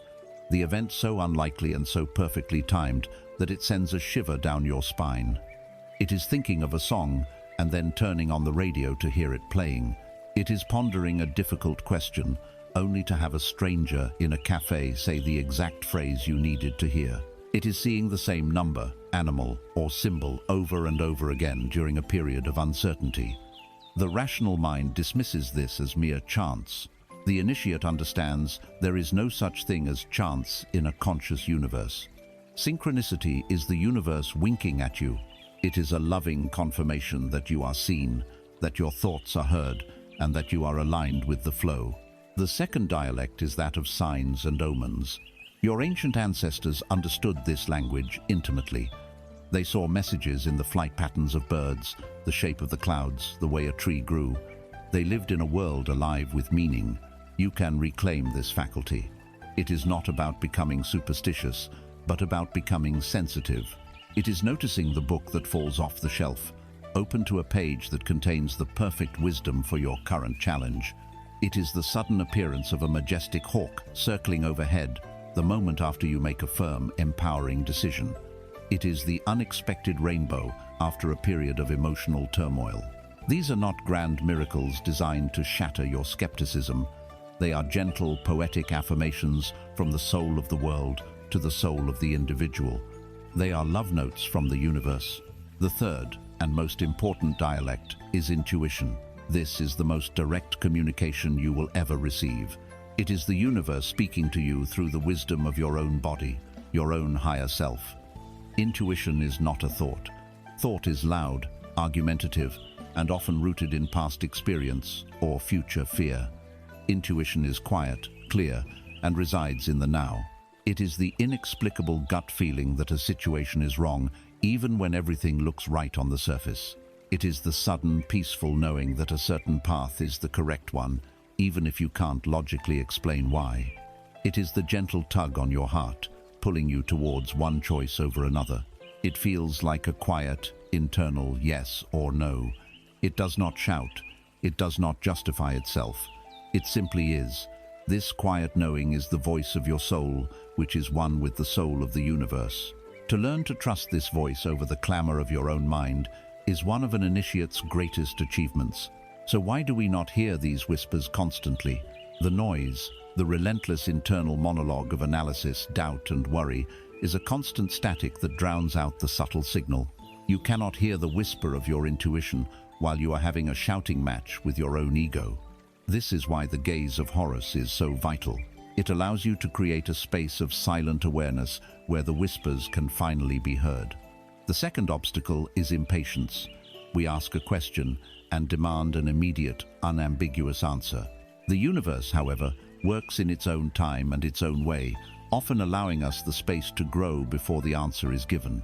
The listener must learn to ask, and then to trust, to let go. Here is your practice for learning this sacred language. First, you must ask. The universe honors your free will and rarely intrudes without an invitation. Formulate a clear, heartfelt question. What is the next step on my path? Or show me what I need to see about this situation. Hold the question in your heart and then release it to the cosmos, like a prayer tied to a balloon. Do not hold on to it tightly. Second, you must let go and become receptive.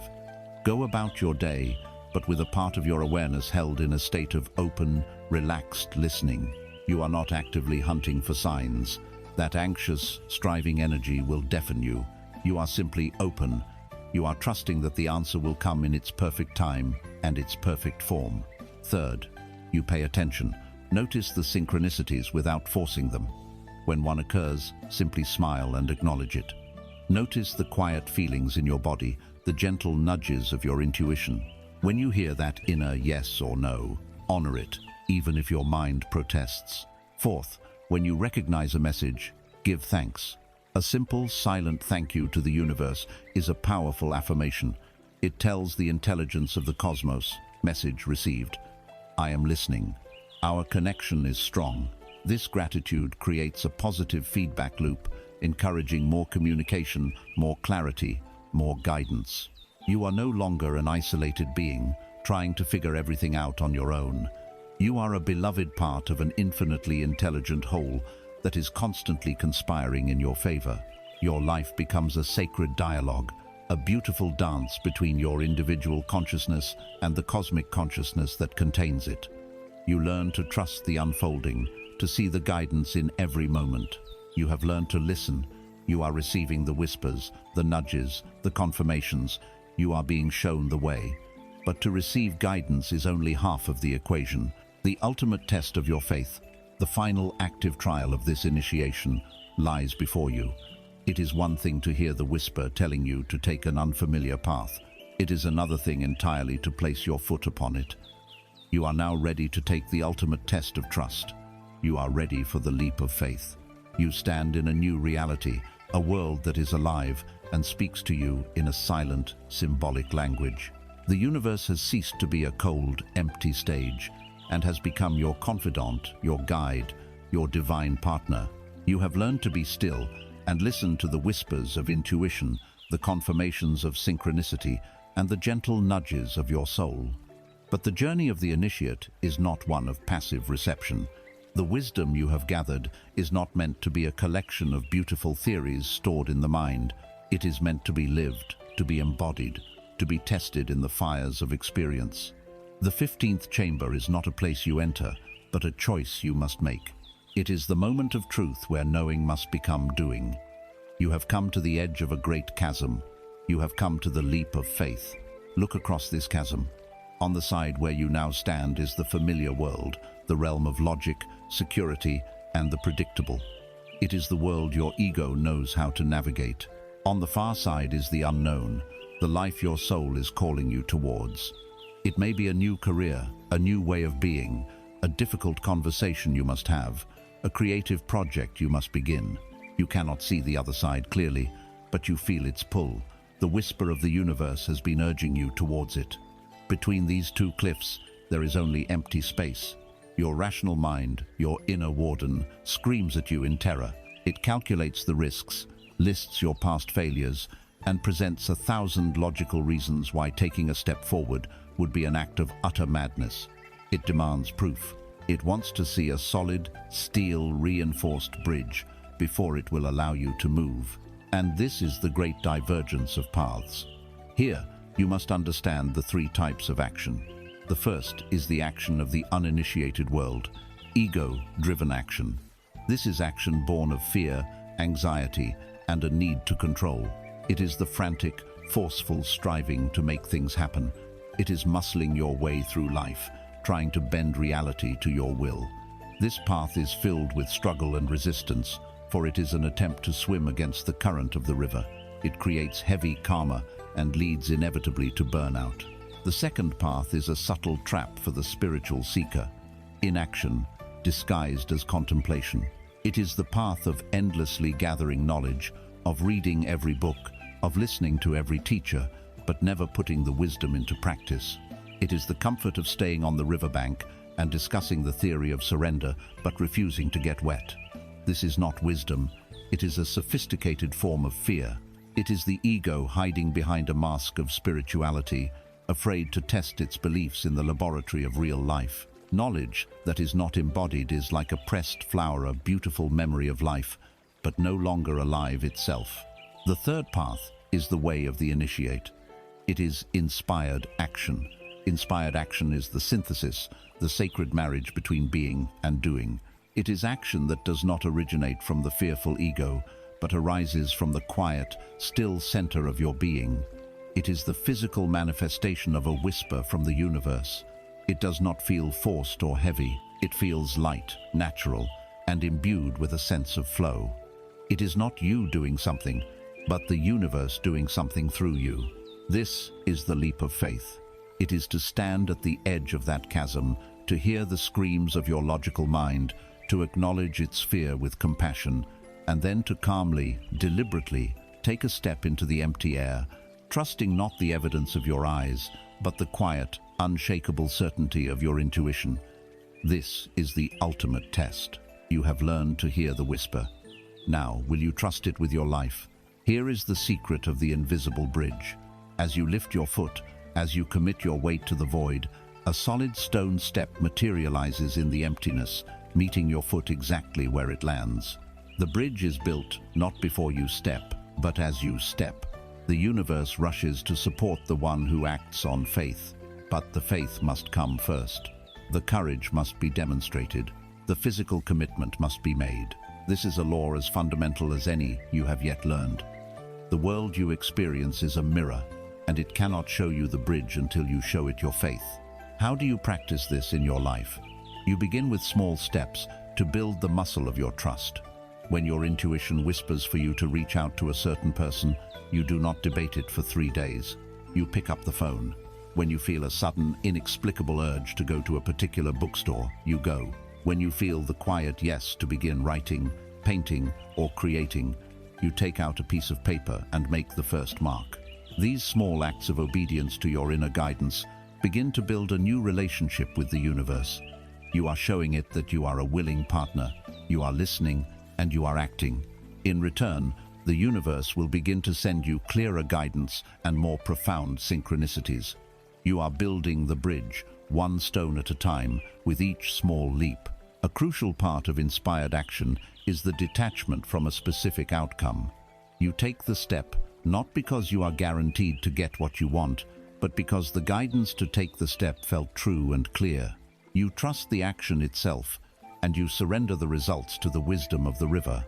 You send the email not because it must lead to a job, but because the act of sending it was the inspired next step. You have the difficult conversation not to force the other person to change, but because having the conversation was the authentic and necessary thing to do. This is the ultimate freedom, to act with your whole being, while being completely at peace with any outcome. You have walked through the chambers of the mind, the heart, and the soul. You have faced your past, tamed your mind, unmasked your ego, befriended fear, and surrendered to the flow. You have learned the laws of vibration and karma. You have sanctified your temple, seen yourself in the mirror of others, and felt your oneness with all of life. You have learned to hear the whispers. This is the culmination of it all. This is where the great work becomes real. All the inner work was but a preparation for this moment of choice, this moment of action. Take that step now. Whatever your intuition has been gently urging you to do, commit to the smallest possible action in that direction today. Feel the fear, and do it anyway. Trust the whisper over the roar. Place your foot into the unknown. The bridge will be there. It has always been there, waiting for you. Having taken this leap, having unified your inner knowing with your outer doing, the nature of your journey changes. The trials are over. The work is now to learn to live in the state of grace you have earned. You have acted from a place of trust and alignment. The natural result of such action is a state of being we call joy. You are now ready to learn its alchemy. You have taken the leap, standing on the far side of the chasm, on the bridge that your own faith has built. A new feeling permeates your being. It is not the fleeting excitement of victory or the proud satisfaction of the ego. It is a deep, quiet, and radiant sense of well-being. It is a warmth that emanates from your very core, untethered to any external circumstance. This feeling is joy, and the chamber you have now entered is not a place of trial, but a state of grace. This is the 16th chamber, the sunlit laboratory of the soul, where you will learn the divine science of the alchemy of joy. For your entire life, you have been engaged in a futile pursuit. A chase, you were taught, was the very purpose of living.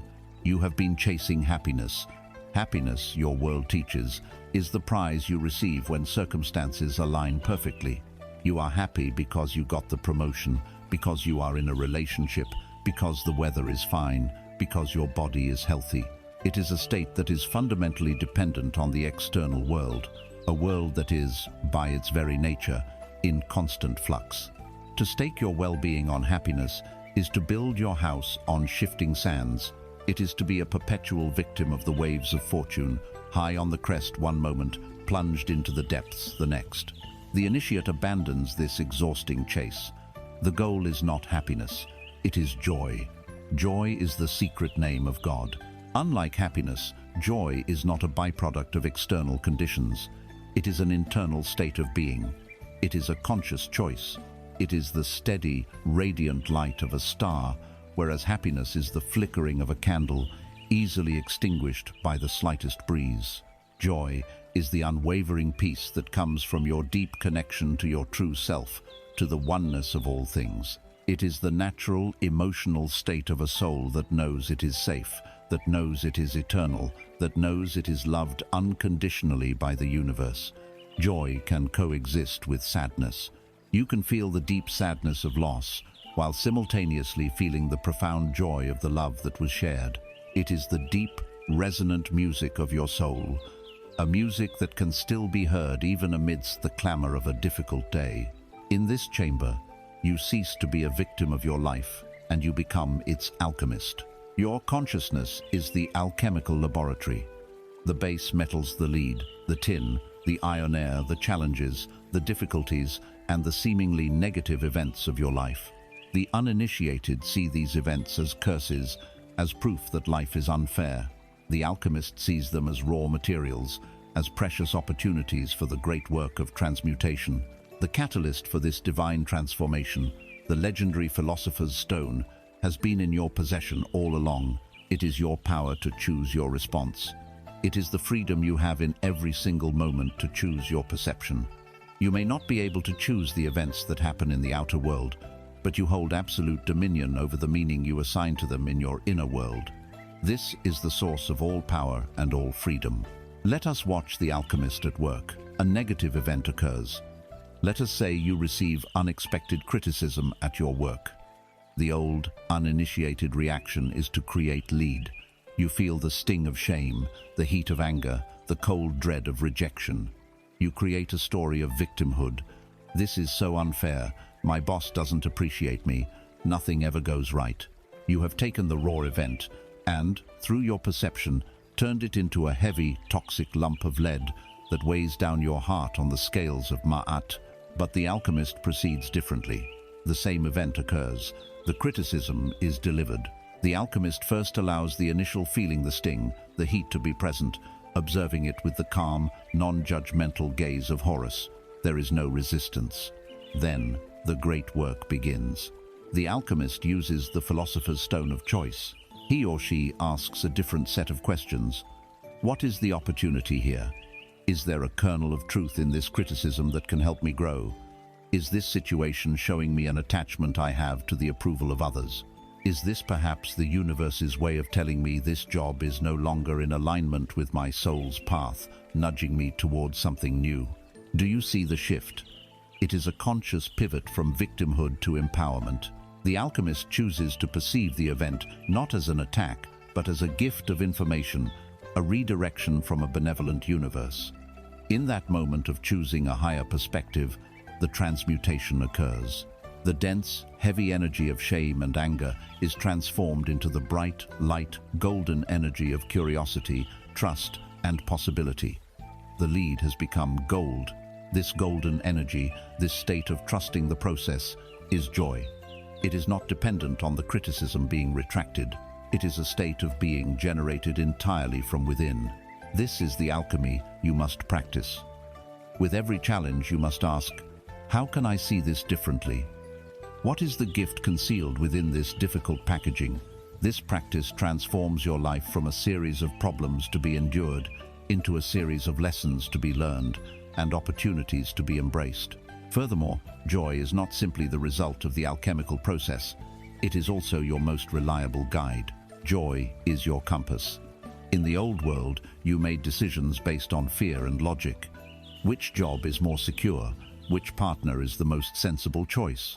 The initiate learns to make decisions based on the compass of joy. This is not the fleeting pleasure of the ego, but a deep, soulful resonance. When you consider a path, a choice, a decision, consult your inner state. Does the thought of it create a feeling of expansion, lightness, and excitement in your being? That is the feeling of joy. That is your soul's yes. Does it create a feeling of contraction, heaviness, and dread? That is your soul's no. To follow the path of what brings you deep, authentic joy is to follow the luminous breadcrumb trail your higher self has left for you. It will never lead you astray. Your practice now is to consciously cultivate this state. It begins each morning. As you awaken, before your mind latches onto the problems of the day, make a conscious declaration. Today, I choose joy. I will look for beauty. I will expect goodness. I will be a vessel for peace. Throughout the day, when you feel yourself being pulled into the leaden states of negativity, stress, or complaint, you pause. You take one breath. You find one simple thing in your environment to appreciate. The pattern of light on the wall, the taste of your water, the sound of a distant bird. This small act is an alchemical reset. You are choosing, in that moment, to transmute the lead of your mood back into the gold of joy. You are no longer a seeker of happiness, but a creator of joy. You carry the philosopher's stone within you. You are the master of your own inner alchemy, capable of transforming any circumstance into a source of light and wisdom. As you become more adept at living in this chosen state of inner joy, you begin to notice a profound shift in your perception of something you once took for granted. You begin to notice that your relationship with time itself is changing. The anxious need to rush towards a better future dissolves because the better state is already here, within you. The heavy burden of regret for the past lightens because every past moment is now seen as a necessary ingredient in your alchemical work. All that truly matters is the state you are choosing in this present moment. This realization is the gateway to the next chamber, where you will learn to step off the wheel of time completely and into the boundless freedom of the eternal now. You are an alchemist, standing in the sunlit laboratory of your soul. You have discovered the philosopher's stone, the power to choose your inner state, transmuting the lead of any circumstance into the pure gold of joy. This joy is not a future destination to be reached, but a present reality to be inhabited. As you anchor yourself in this unconditional inner state, you begin to notice the walls of a great prison starting to dissolve around you. It is a prison you have lived in for so long, you were not even aware of its existence. Its walls are invisible, its bars are intangible, yet it has held you captive your entire life. This is the prison of psychological time. You are now entering the 17th chamber, the spacious dimension of the eternal now, where you will find the key to your ultimate freedom. Your world operates on a profound illusion, the belief in the absolute reality of past and future. You have been taught that your life is a linear journey from a fixed past to an anticipated future. This line is the source of all human neurosis. The past exists only as a memory trace, a collection of thought forms and energetic imprints in your mind right now. It has no reality of its own. When you dwell in regret, resentment, or nostalgia, you are not visiting the past. You are sacrificing the aliveness of the only moment that ever exists, the no-to, a ghost. The future exists only as a mental projection, a fantasy or a fear created by your mind right now. It has no reality of its own. When you are consumed by anxiety, worry, or dread, you are not preparing for the future. You are sacrificing the sacredness of the present to a phantom. Look closely at your own suffering. You will find that it cannot survive in the present moment. All anxiety is future-oriented. All guilt and bitterness are past-oriented. The ego, the false pharaoh, is the jailer who keeps you trapped in this prison of time. Its very identity is constructed from your past my story, and it derives its purpose from projecting itself into the future my goals, my ambitions, my salvation. The ego cannot exist in the vibrant aliveness of the pure present moment. In the now, there is no story to cling to, no future to chase. There is only being. And so, the ego does everything in its power to keep you from ever being fully here. This chamber's trial is to see the prison for what it is and to use the key you have always possessed to unlock the door. The prison bars are forged from regret and anxiety. The key is your own presence. It is the simple, yet profound, act of bringing your full, undivided attention to this very moment. To be here, now. This is not a complex philosophical idea. It is the most practical of all spiritual practices. The portals to the now are all around you, and within you. The first portal is your senses. Your mind can travel to the past or future, but your senses can only operate in the present. Take a moment. What can you see right now in your immediate vicinity? Don't label it. Just notice the play of light, the colors, the shapes. What can you hear? Listen to the tapestry of sound around you, the hum of a machine, the distant traffic, the silence between the sounds. What can you feel? The sensation of the air on your skin, the pressure of your body against the surface that supports it, the texture of the clothes you are wearing. By simply bringing your full attention to your sensory input, you pull your consciousness out of the phantom world of thought and anchor it in the living reality of the now. A second, more powerful portal is your own inner body. Close your eyes for a moment. Can you feel the subtle field of energy that pervades your hands? Can you feel the aliveness in your feet, your legs, your arms? This inner life force is not a memory or a future goal. It is vibrantly, tangibly alive right now. To rest your attention in this inner energy field is to inhabit your temple, to be grounded in your being. This inner aliveness is your anchor in the eternal now. Whenever you feel your mind pulling you into the past or future, you can gently guide your attention back to the life within your hands. It is a direct doorway to stillness and presence. The ultimate practice is to bring a radical acceptance to this present moment, exactly as it is. This is the culmination of your training in surrender. Your mind may judge this moment as boring or unpleasant or not what I want. These are just thoughts, echoes from the prison. The practice of the initiate is to say yes to what is. If there is pain in your body, you say yes to the sensation, observing it with the gaze of Horus. If there is a difficult emotion, you say yes to its presence, allowing it to be. This unconditional acceptance of the present moment dissolves the internal resistance that creates suffering. You realize that the now is your friend, not your enemy. It is the only place where life happens. As you practice anchoring yourself in the now, you make a startling discovery. When you are fully present, you are not the same person. The personality, the bundle of memories and anxieties you call you, recedes. In its place arises the watcher, the silent consciousness, the presence that is aware of the moment. In this state of presence, you are calm, clear, and centered. Your actions become more intelligent, more creative, and more effective, because they arise not from the conditioned noise of your past, but from the responsive intelligence of the present moment. This is the meaning of enlightenment that the sages speak of. It is not some far-off superhuman achievement. It is the simple, profound state of being fully present, of having escaped the prison of psychological time. And in this state, you touch eternity. Eternity is not an infinitely long time. It is the dimension of the timeless. It is the vertical reality of being that intersects the horizontal line of doing at one single point, now. When your consciousness is fully here, you have stepped out of the stream of time and into the ocean of being. You feel your connection to the formless, eternal, divine source from which all life springs. The prison door is open. The key of presence is in your hand. The choice, in every moment, is yours.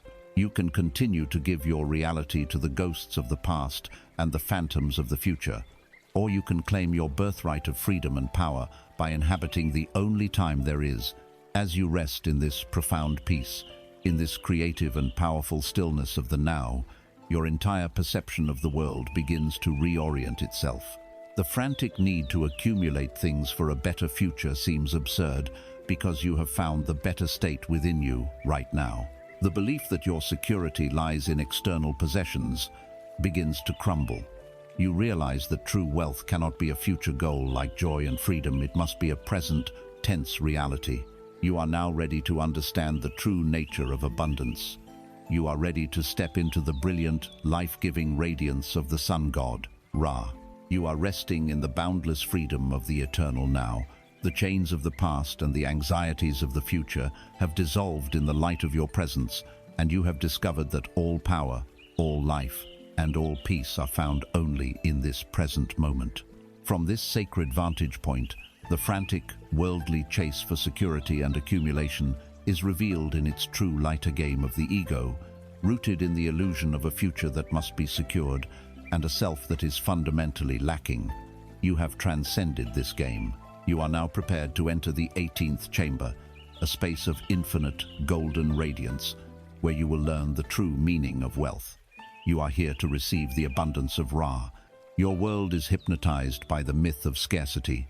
It is a belief system built on the feeling of not enough money, not enough resources, not enough love, not enough time.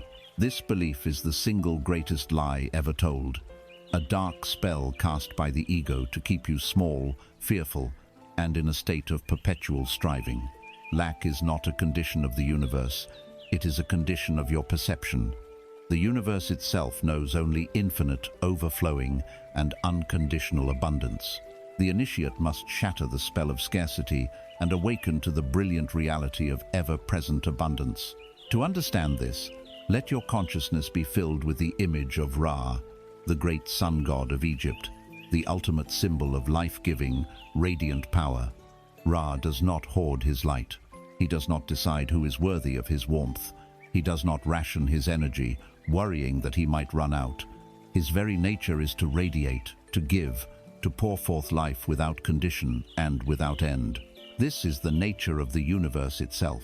The universe is a sun, constantly radiating every form of abundance imaginable.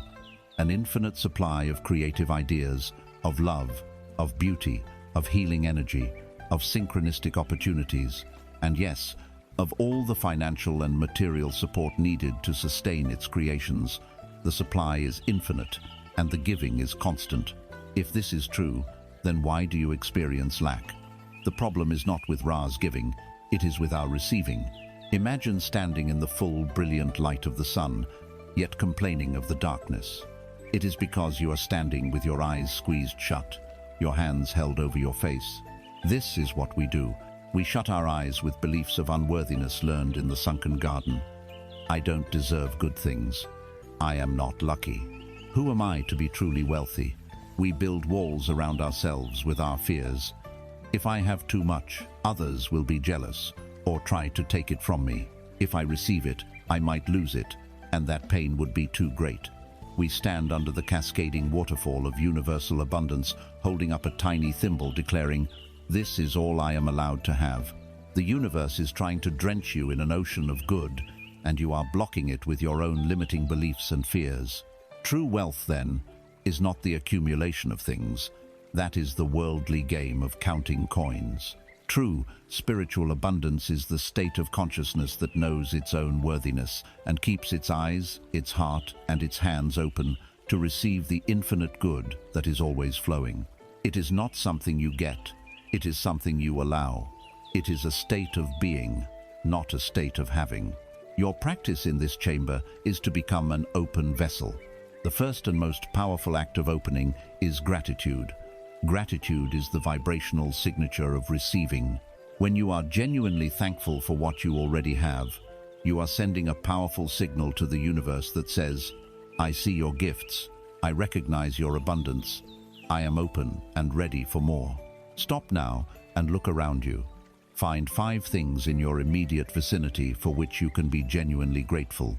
The support of the chair beneath you, the miracle of the light that allows you to see, the technology that allows you to hear these words, the simple, staggering fact of your own breath. To practice gratitude is to relentlessly shift your focus from what is missing to what is present. By the law of resonance, the universe must then bring you more things to be grateful for. The second act of opening is to claim your divine inheritance of worthiness. You must return to your sunken garden and pull out the weeds of "I am not enough." You are not worthy because of what you do. You are worthy because of what you are. You are a star on the body of Nut, a unique expression of the one divine life. Your existence itself is your claim to all the good the universe has to offer. In your quiet moments, you must plant the new seeds. I am worthy and deserving of infinite abundance. I am open and receptive to my highest good. It is my birthright to be prosperous and free. Water these seeds with the feeling of what it would be like to truly believe them. The third act of opening is to understand that abundance is a flow, not a stagnant pool. To receive, you must also give. Like Ra, your nature is to radiate. This does not necessarily mean giving away money you do not have. It means being generous with the treasures you always possess in infinite supply. Be generous with your praise. Be generous with your smile. Be generous with your forgiveness. Be generous with your kindness. When you encounter another, give them your full, present attention, one of the most precious gifts you can offer. By becoming a conduit for giving, you ensure that the universal flow moves through you, not just to you. The one who hoards closes the channel. The one who gives keeps it wide open. Finally, you must understand that true abundance follows joy. The universe wants to support your most authentic, joyful expression. When you are engaged in work or activities that you dread, you are swimming against the current of your own soul, and it feels like a struggle. When you align your life with what brings you a deep sense of purpose and joy, you align yourself with the mighty current of universal support. Resources, people, and opportunities will appear as if by magic, not because you are chasing them, an act of lack, but because you are a vibrational match to the joyful creative energy of the cosmos. You are not a beggar pleading for scraps from a stingy god. You are a child of the sun, bathed in its infinite, life-giving light. Your only work is to open your eyes and receive. Let go of the belief that you must struggle. Let go of the fear of not having enough. Stand in the golden radiance of this chamber, stretch out your arms, and declare to the universe, I am open, I am willing, I am ready to receive. Feel the warmth of Ra on your skin. Know that you are provided for, now and always. You have now reclaimed your joy, your presence, and your divine inheritance of abundance. You have gathered the lost and scattered aspects of your being. You have faced your shadows, healed your wounds, and awakened to your power. All the pieces of your soul are now before you, shining and whole. The final stage of the initiation before you can emerge as a master is to integrate these pieces into a single, cohesive, and resurrected self. You are ready to witness the great mystery of transformation. You are ready for the rebirth of Osiris. You are basking in the golden, life-giving light of Ra, your entire being resonating with the truth of your own worthiness and the infinite abundance of the universe. You have reclaimed your joy, your presence, and your power. You have walked through 17 chambers of profound self-discovery, and now you stand at the entrance to the 19th chamber, the most sacred and mysterious of all. This is the chamber of resurrection, where the final great work of the initiation takes place. It is not a trial of overcoming, but a mystery of becoming. This is the chamber of the rebirth of Osiris, where you will learn the secret of true wholeness. Throughout your journey, you have bravely faced the fragmented parts of yourself. In the Chamber of Echoes, you confronted the ghosts of your past. You met the serpent of fear, unmasked the proud ego, and quieted the restless mind. The old way of thinking would be to believe that you have conquered these parts, banished them, or destroyed them. But the initiate knows a deeper truth. Nothing in the soul is ever destroyed, only transformed. The goal is not purification through elimination, but wholeness through integration. You cannot enter paradise by cutting off the parts of yourself you deem unworthy. You must gather every last lost piece and invite it home. To understand this mystery, you must know the myth of Osiris, the great benevolent king who represents our own original, unfragmented soul. Osiris was tricked by his jealous brother, Set, the symbol of chaos, and Egoho trapped him in a chest and cast him into the river. But this was not enough. Set found the body and, in a fit of rage, tore it into 14 pieces, scattering them across the land of Egypt. This is the story of every human soul. Through the traumas, the heartbreaks, and the conditioning of life, our own wholeness is shattered. We are dismembered. A piece of our energy is left behind in a painful memory. A piece is given away to earn the approval of a parent. A piece is lost to a deep-seated fear.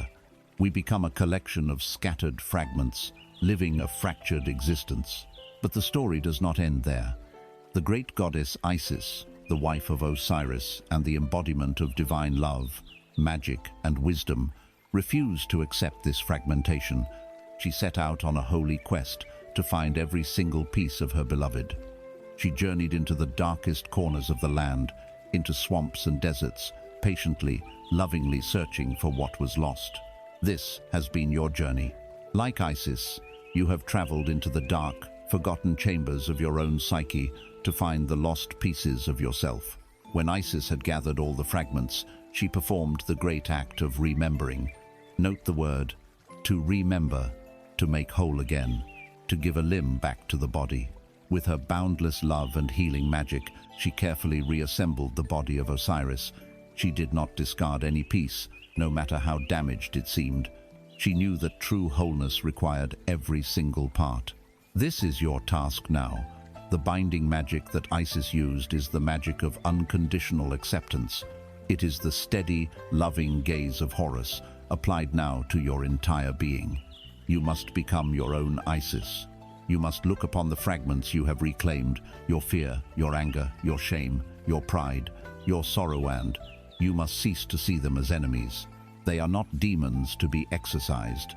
They are lost children of your own soul, exiled long ago because you were taught they were unacceptable. Your anger was a fierce guardian, trying to protect a boundary that was violated. Your fear was a wise counselor, trying to keep you safe from perceived harm. Your ego was a clever strategist, trying to help you navigate a complex world. They are not your flaws. They are your disowned strengths, your frozen potentials. Your practice in this sacred chamber is to call a great council of your inner selves. Imagine yourself seated in a circle of soft light. One by one, you invite them to step forward. Invite the scared inner child. Look into its eyes, see its pain, and instead of telling it to be quiet, ask it, what did you need that you never received? Invite the angry teenager, see its rage, and ask it, What injustice were you fighting against? What were you trying to protect? Invite the arrogant young adult, the judgmental critic, the part of you that feels superior and the part that feels worthless. Do not condemn them. Give them a voice. Listen to their stories with the compassionate ear of a loving parent. Then, when all have been heard, you perform the ultimate act of healing. You open your arms and you say to all of them, "You are all a part of me. You are all welcome here. You all belong. I love and accept you unconditionally. Welcome home." In this moment of radical self-acceptance, the magic of Isis flows through you. The warring fragments within your psyche cease their battle. They feel seen, heard, and loved, and they willingly take their proper place within the larger whole of your being. The fear becomes respectful caution. The anger becomes passionate energy for change. The shadow, once integrated, becomes a source of profound wisdom and intuition. The ego, no longer needing to be a false king, becomes a humble and effective servant, your interface with the material world. This is the rebirth of Osiris. You are remembered, but you are not the same as the innocent king you once were. You have passed through the underworld of your own psyche. You have been shattered and made whole again. You are resurrected, not as an innocent, but as a sage. You are a being who knows both light and darkness, and is afraid of neither. You have access to the full spectrum of your humanity, and therefore your divinity. Your power is no longer brittle, it is resilient. Your compassion is no longer naive, it is wise. You have not achieved a state of sterile perfection. You have achieved a state of dynamic, messy, beautiful, and powerful wholeness. This is the true goal of the initiation. Not to become a flawless saint, but to become a complete human being, capable of navigating the world with wisdom, power, and an open heart. You have gathered the pieces. You have bound them together with love. You have died to your old fragmented self and been reborn into a new, integrated wholeness. The inner work is now complete.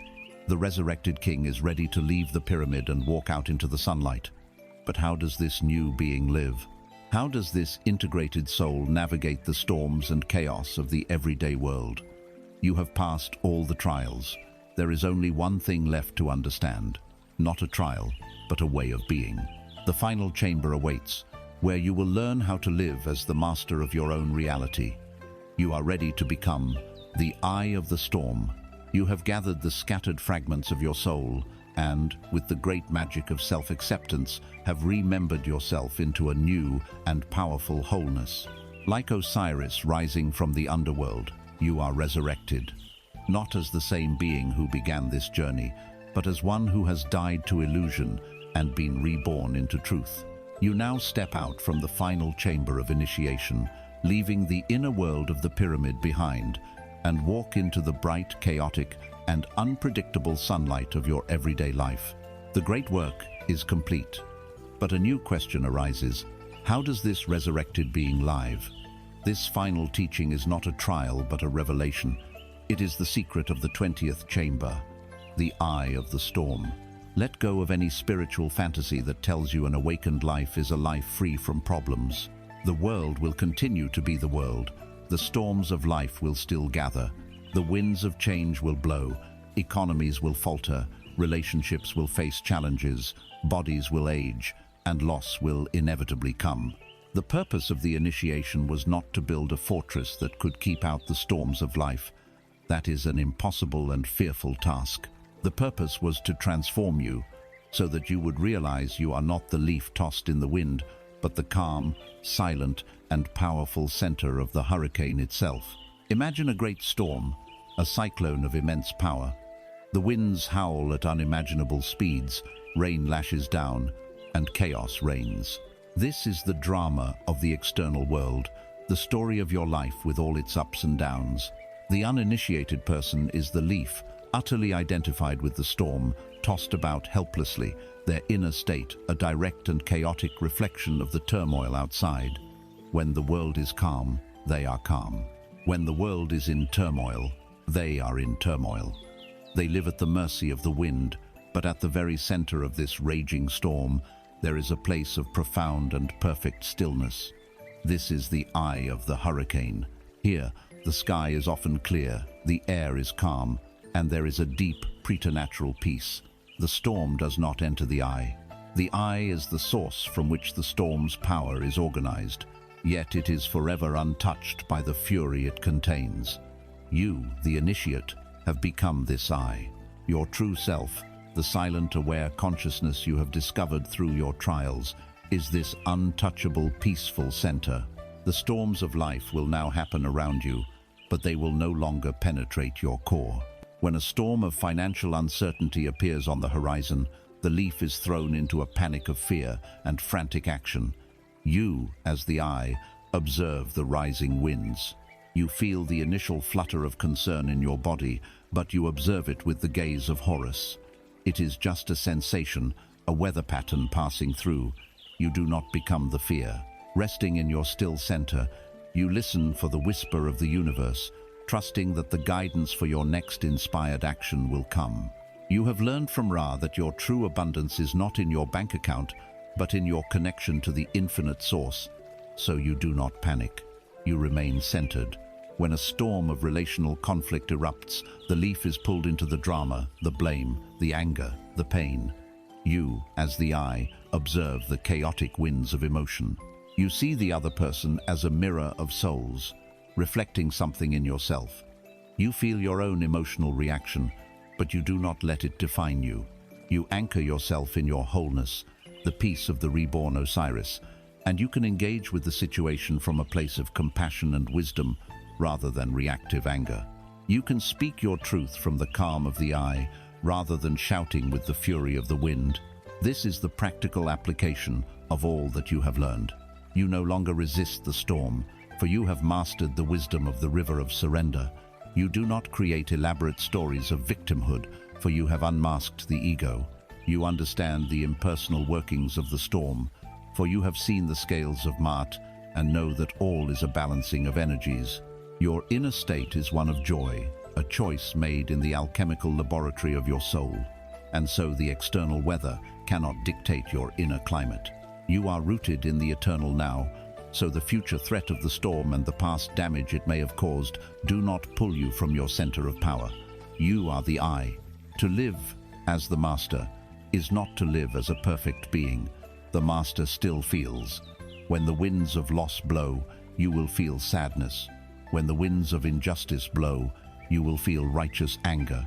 But these emotions are like the rain that falls at the edge of the eye. You can feel the wetness, you can honor its presence, but it does not flood your center.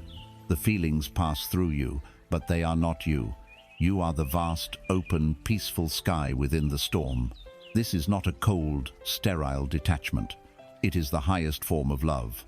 Because you are not caught in the storm yourself, you can be a true sanctuary for others who are. Your peace becomes a beacon. Your stillness becomes a refuge.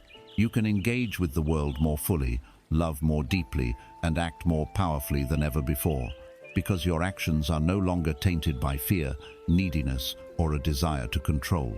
They are the actions of the still center, powerful and precise. There is no final technique to learn, no further secret to uncover. The practice now is simply to live and to remember who you are. The practice is to relax into this center. In moments of peace, feel its boundless depth.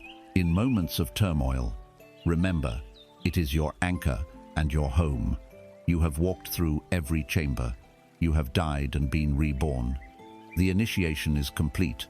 You are no longer the seeker of the light. You are the light itself. You are no longer the one tossed by the storm. You are the silent, peaceful, all-powerful eye of the storm. And from this center, you will now live. The journey through the inner chambers is complete. You have walked out from the pyramid, not into a new world, but as a new being. You are the eye of the storm, the calm, still center around which the dance of life unfolds. Rest in this knowing. Feel the profound peace that lies at the core of your being, untouched by the noise of the world, untroubled by the passage of time. You have journeyed far. From the dark tomb of the past, where you learned to listen to the echoes until they fell silent. Through the roaring forge of the mind, where you learned to be the stillness behind the noise. You have unmasked the ego, befriended the serpent of fear, and surrendered to the great river of life. You have learned that you are the musician of your own vibration, the scribe of your own reality, the gardener of your own soul. You have died to the illusion of your separate self and have been reborn into the truth of your wholeness. Do not look for a diploma, for a sign that you have graduated. Your life is now your certification. The peace in your heart is your proof.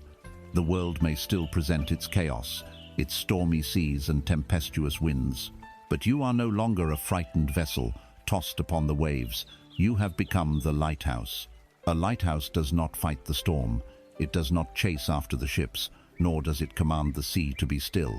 It stands firm on its foundation, rooted in the unshakable rock of being. Its task is simple, singular, and profound. It is to shine. It shines its light steadily, unconditionally, into the darkness, offering guidance not through action, but through its very presence. This is who you are now. Your peace is your purpose. Your presence is your gift to the world. So live now, not from a place of striving, but from a place of being. Walk as the lighthouse walks, grounded and serene. Love as the lighthouse loves, shining your light on all without condition. And in moments of doubt, when the old habits of the mind try to pull you back into the storm, return to the simple, powerful truth you have discovered. Return to this final mantra, the very essence of your being. Let it be your anchor and your guide. Breathe in, breathe out. I am the silence that watches. I am the stillness that knows. I am.